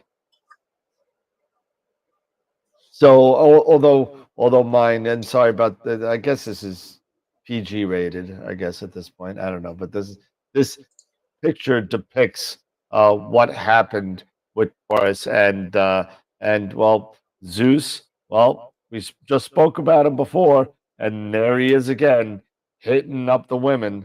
And this guy just was a major. I don't know. They even said in a couple of books that I read that rape and making love was basically the same thing in Greek. So Zeus, there he goes back again to hooking up with some of the farmers' daughters, and he's this is a picture of, believe it or not, Zeus is the cow right now. Um, and that's Europa sitting on the cow. So Zeus was enamored by Hey, Dan, Europa. Dan, real quick, because my face covering the photos? I think it is. Is it? Yeah, Oh, it is. yep, it's covering the cow. So um, I'm sorry, I'll just knock you off for a second. Sorry. That's fine. Go ahead. Let me see if I can do that real quick. I got to figure that out. Um, and layers, and Eric is going bye bye. Bye bye, Eric. See you later. Right. No! So Zeus is back to being his old scandalous self, and he's being kind of a little bit of a hooker. And he fell enamored with this woman, Europa, and Europa literally was a shepherd's daughter. So, and he decided to seduce, in quotes, her. And what he did was he turned himself into one of her cows. And unfortunately, this picture doesn't do it justice because in the regular mythology, he gets turned into a white cow just to make him stand out from the other cows. And Europa was like, oh, wow, cool, a white cow. Well, you know what? I'm going to go hang out with White Cow. And then what she does is she sits on him and goes for a ride. Zeus takes advantage of this and literally runs into the sea and swims to the island of Crete. How Wow. a cow swims with somebody on top of it, I don't know. Don't ask me. I didn't write the story. So once he gets to Crete in his, waterlogged hoofs, he then reveals his true identity, and Europa became the first queen of Crete. Zeus then gave her a couple things, a necklace that was made made from Hephaestus, and three additional gifts. One was, believe it or not, and remember how long ago this story ran, right? Um, Let me get forward this up, and so he gives it her a bronze automaton, a robot, right? Automaton guard who's by the name of Talos. He also gives her a hound, Lelaps, who never failed to catch his quarry. He always got what he needed, and a javelin that never misses. Pretty nice presents from Zeus. Um, and he also had three kids. One of being the union of Zeus and Europa was Minos, who is the very famed king of Crete.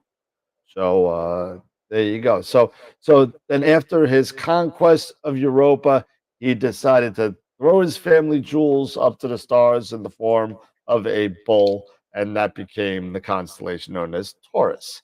Now, pretty interesting story. Zeus up to his dirty, conniving tricks yet again. However, in the battle, we spoke that this constellation came in the Bronze Age, 3,300 before Common Era. So uh, pretty long. So the Babylonians had a different structure to this heavenly site, and they called the constellation Mulapin, or the heavenly bull. And this was all about, like we spoke before, the Epic of Gilgamesh. And if you haven't read it, read it. It's about friendship. It's about betrayal. It's about fighting for what you believe in. It's really, really good. It's one of the earliest literary works from Mesopotamia, and it's really awesome. It was done on tablets, stone tablets. It was really amazing. So some of the tablets were saved. There are some translations out there. If anybody's interested and you have Audible and you want it, I'll send you the one that I have. It's pretty cool. But Gilgamesh faces the bull of heaven, and it was sent by the goddess Ishtar, if you remember that horrible movie with Dustin Hoffman. What a disaster that was. To defeat the hero after he had rejected Ishtar's advances. So Gilgamesh is also sometimes referred to in Babylonian times as Orion. So when you look at Orion, you look at the bull, you look at Sagitta the arrow, and it kind of all makes sense, right? So another constellation that deals with somebody said that, well, he missed the bull and it kept on flying into the heart of Aquila, the eagle. So and you see the arrow fly in flight. It's pretty cool. So that's about Gilgamesh, and that's about um the mythology of Taurus. So I kind of like to pick some random kind of things when I'm talking about pictures to kind of take, images to take. So you're not going to see the the things that you would expect to see in these next three images. You're not going to see the Hyades or the Pleiades. You're not going to see that. But here's the first one. The first one that we have is NGC 1555. This is also called Heinz Variable Nebula. It's a reflection nebula. It was discovered. Oh my God, my tongue is going nuts. It was discovered in 1852 by John Russell Hind. This was, and I also like to find things that were taken with, equipment that, aren't so far out of the reach of normal people. It's nice to see these pictures of, CDK 20s and 14s, but mostly, it's kind of like, you go into the astronomy store of your choice and you show them a picture in the book and say, I want a picture of that. Without, $1.2 billion, you're not going to get that picture. So I like to pick pictures that kind of look nice, that are not out of the realm of possibility for more normal people. So this was taken out of a Quattro 200p. So not a very expensive piece of equipment. It's also got the ZWO 2600, which a lot of us have. 9 hours of data. By Fernando Jordan Sanchez, and this was taken in Spain. And I didn't write the portal down. There was no portal up there, so I apologize about that. But this is taken in Spain. 9 hours worth of data. Not bad piece of work there. No. Here we go. Here's the next one. I kind of like this one. This is a nice planetary. This is NGC 1514. It's also called the Crystal Ball Nebula. It's a planetary. It was discovered by William Herschel in 1790, taken with a TAC 120. So again, you have an Esprit 120 or a 100 or a 127 Explore Scientific. This is not out of the realm of possibility here. Taken with an ATIC 314 camera. It's only 3 hours of data by Frank L. IM06, I guess. That was the person on Astrobin. And unfortunately, the location was unknown. But again, it's only 3 hours worth of data. So definitely check out that. That was NGC 1514. And then a nice little open cluster. Something you could do in a full moon. In a full moon, yeah. So NGC 1746, an open cluster. The apparent magnitude is 6.1. Discovered by Heinrich Louis d'Arrest in 1863. I guess I missed the D on that one. It was attacked baby Q. Nice small scope, right? With a 1600, only 2 hours worth of data. And that was by Gary M. Gary M. This guy just comes up with some amazing pictures. I've used his pictures on a couple of my presentations, and he's been really good. He's from Texas, so So, and those are my three. So, thank you for listening for all that. Appreciate it. And we're gonna go back to here, and I was 6 minutes late, so my throat's kind of getting higher. So, but It's all good. So I'm gonna go ahead and get this logged in here. Just a sec. Get to the dash. mess with the bull and you get the horns. Tom, it was Warren Beatty and Dustin Hoffman in Ishtar, just so you know. So you're right, and I was right. So they were both in it. You can never forget the people in the really bad movies. So it was from both of them. So thank you, Dave. Appreciate it. Yeah, he's got a whole bunch of images. Gary M. Check him out on YouTube.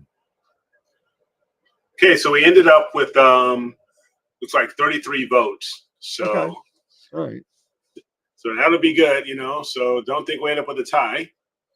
Nope, that's a good thing. But, yep. So let me go ahead and screen share here again.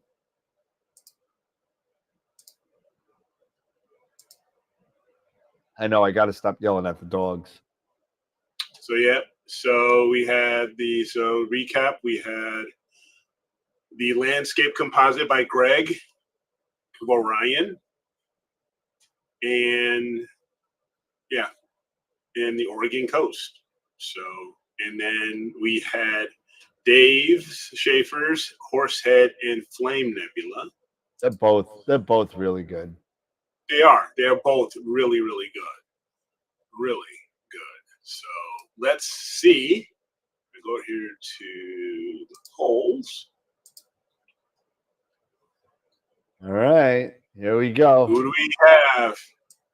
And our winner is Orion Greg Meyer. Landscape. Greg Meyer with the Orion Landscape Composite. So congratulations. Dave, you got to put that picture in again, Dave. Yeah. That was but yeah, Greg, congratulations. Great job, Greg. That composite was the how much time did you put into that? What was the total time on that, Eric? Oh, sorry. That was 240 seconds, 35 each. So what was that total? Terrible. Was it 35 of 240? 35 times 240. That's 4 minutes. 4 minutes. So that's 80, 100 minutes. Is that right? Shy of 2 hours.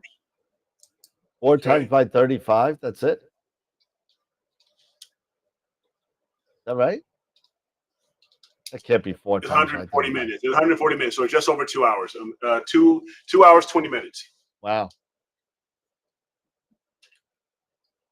And he did that, he captured.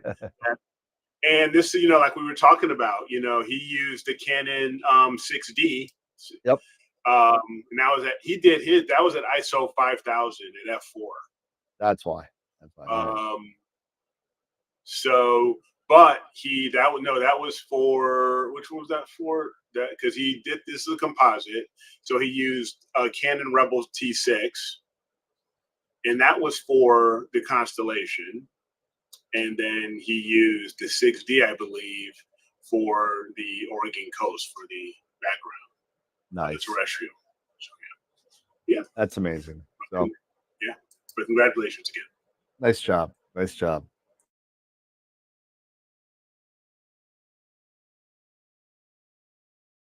Do the giveaways, right? We got to get through those too. So let's get that out of the way, and then we'll go home. We'll go to bed. Or I am home. We are home.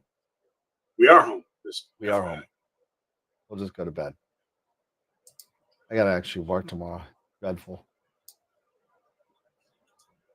All right. So here we go. So let's see if I know I can put Eric on here again. So it's not just me. Let's see. I don't like to do that. I get lonely. So I'll put Eric back on. Dun-dun-dun-dun-dun-dun. What movie was that from? Oh, I don't know, but I don't know. I don't know. I don't care. I don't care. God, I just have too much useless information in my brain. If Don't all we? my useless information was actually worth something, I'd be a billionaire. That was from Lethal Weapon, just so you know. Lethal Weapon. Did I lose your audio, Eric? I think. No, you're good. No, Nope, you're you good. just don't care. That's okay. That's fine. I don't care.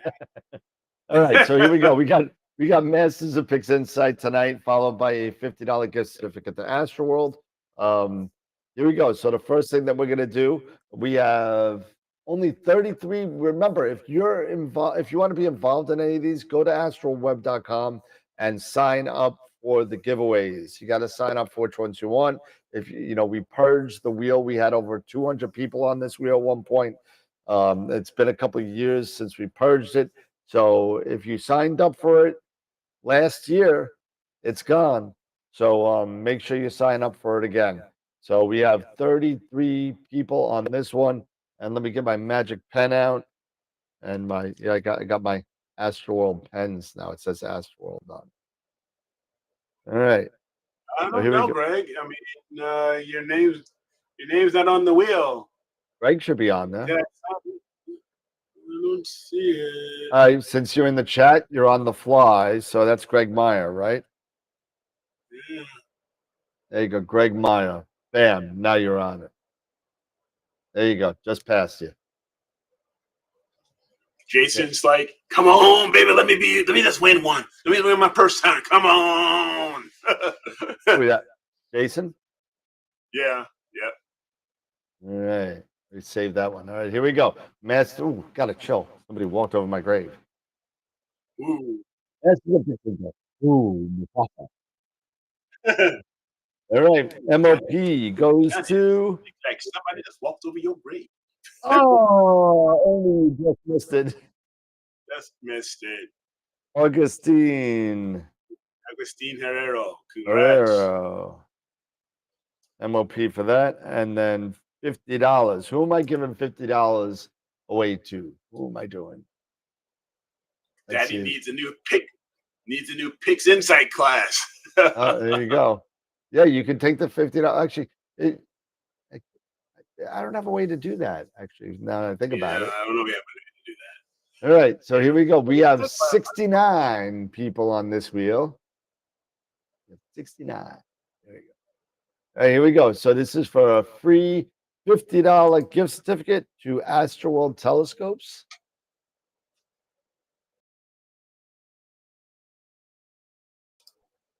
Rosshampton. Dave Schaefer just missed it. Rosshampton gets $50. Congratulations, Ross. All right. So those are the giveaways for tonight. All right. All right, all right, all right.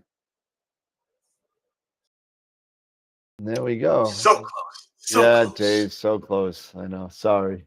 Could have put that towards that 9 1/4. Maybe that would have pulled the trigger for you, that $50, right? All right. Well, So all right, it's that time. It's 9:50. Yes. Final thoughts, Eric? What do you got? No final thoughts. I got no final thoughts. My final thoughts is I got nothing. But Okay. but seriously, thank you everybody for hanging out with us. Oh, yeah. Oh, hold on one second. I'm still working on mine. I haven't gotten enough of the rosette yet. I still got to grab more. Well, data. we're doing all those drops in the for the rosette, right? We're doing a lot of drops as far as raw data is concerned, right? Yeah. For the collaboration. I know we were talking about for a collaboration. Yeah. Yeah. So there is a folder in there, I believe, for a collaboration for the rosette. Dump all your stuff in there on a separate folder, if I remember right. Okay. Let me just double check and make sure it's there, because I know somebody set it up. So let's see. And where's my drive? And AstroWorld merch information. My drive. Tom said he just put his in. I don't have any data yet that's worth putting in there yet, but as soon as I am, I will. So it's in So the what are the IOTW, right? Folder? No, it was in a different folder in IOTW,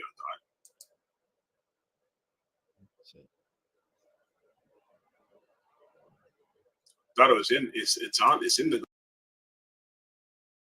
I think we just lost Eric. We just lost Eric. Just went bye-bye. All right. Well, that being said, I heard his mouse click, and he is now looks like he's gone. So we'll just go back to this. So go there and check it out, and drop in your stuff, and we're gonna see if we can get it all together. I'll make more room. It's in the critique folder. Thank you, Tom. Appreciate. So I'll put the critique folder on there. Give me 1 second. And let's see. CRITIQUE. And of course, that's not it. And CRIQE.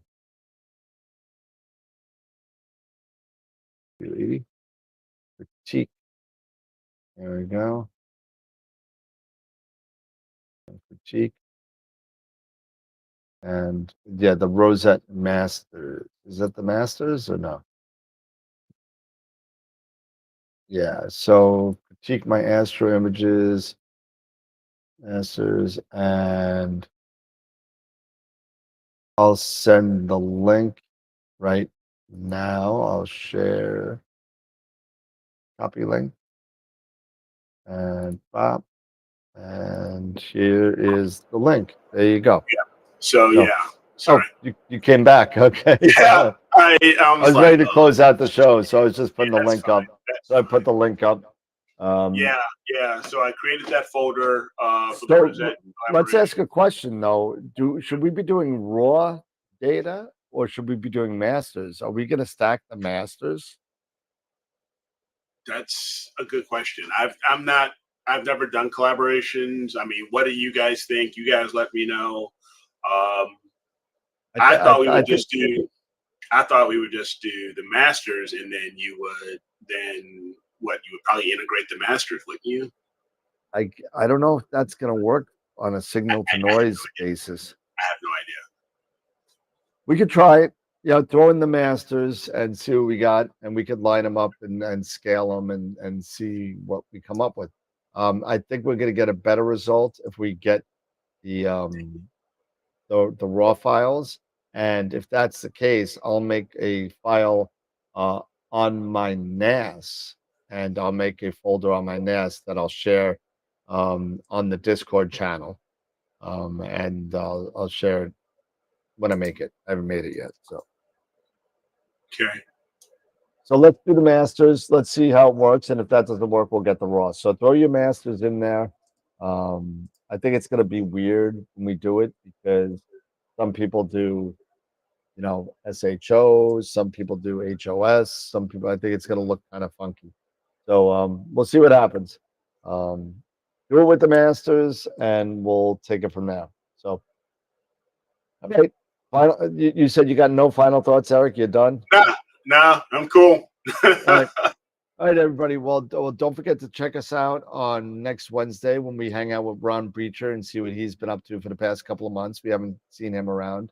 And that's all I got. Go get your tickets to go see Dune 2 on the 2nd of March or 1st of March. Go see that. Don't wait till the Ides of March. We know what happens then. But that being said, I think that's about all I got. I'm in a relatively small town, so me going to my local theater is not going to be a problem. Getting tickets to my local theater. My tickets will be sold out.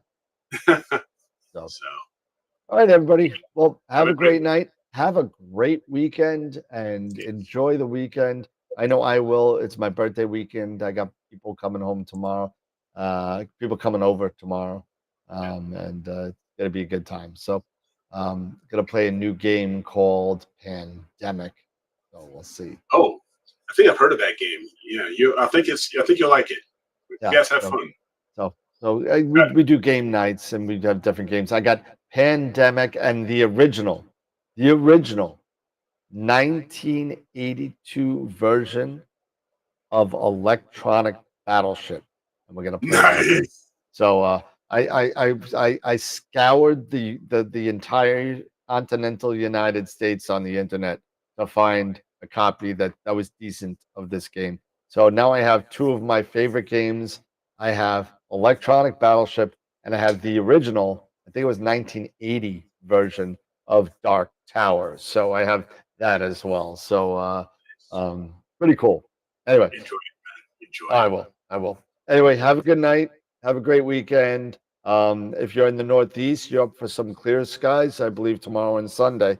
So be on the lookout. Yeah, So be on the lookout. There should be something even here in the Midwest, but there right you go. now, at least where I'm at least until 10 o'clock, it's overcast. So Yep. maybe I can hit mid starting after that. So Absolutely. you guys, just enjoy the weekend. Have a great weekend, everybody.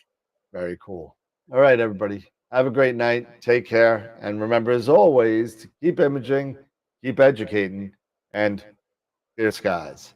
And we'll see you Wednesday with Ron Breacher. Take care, guys. Later, guys.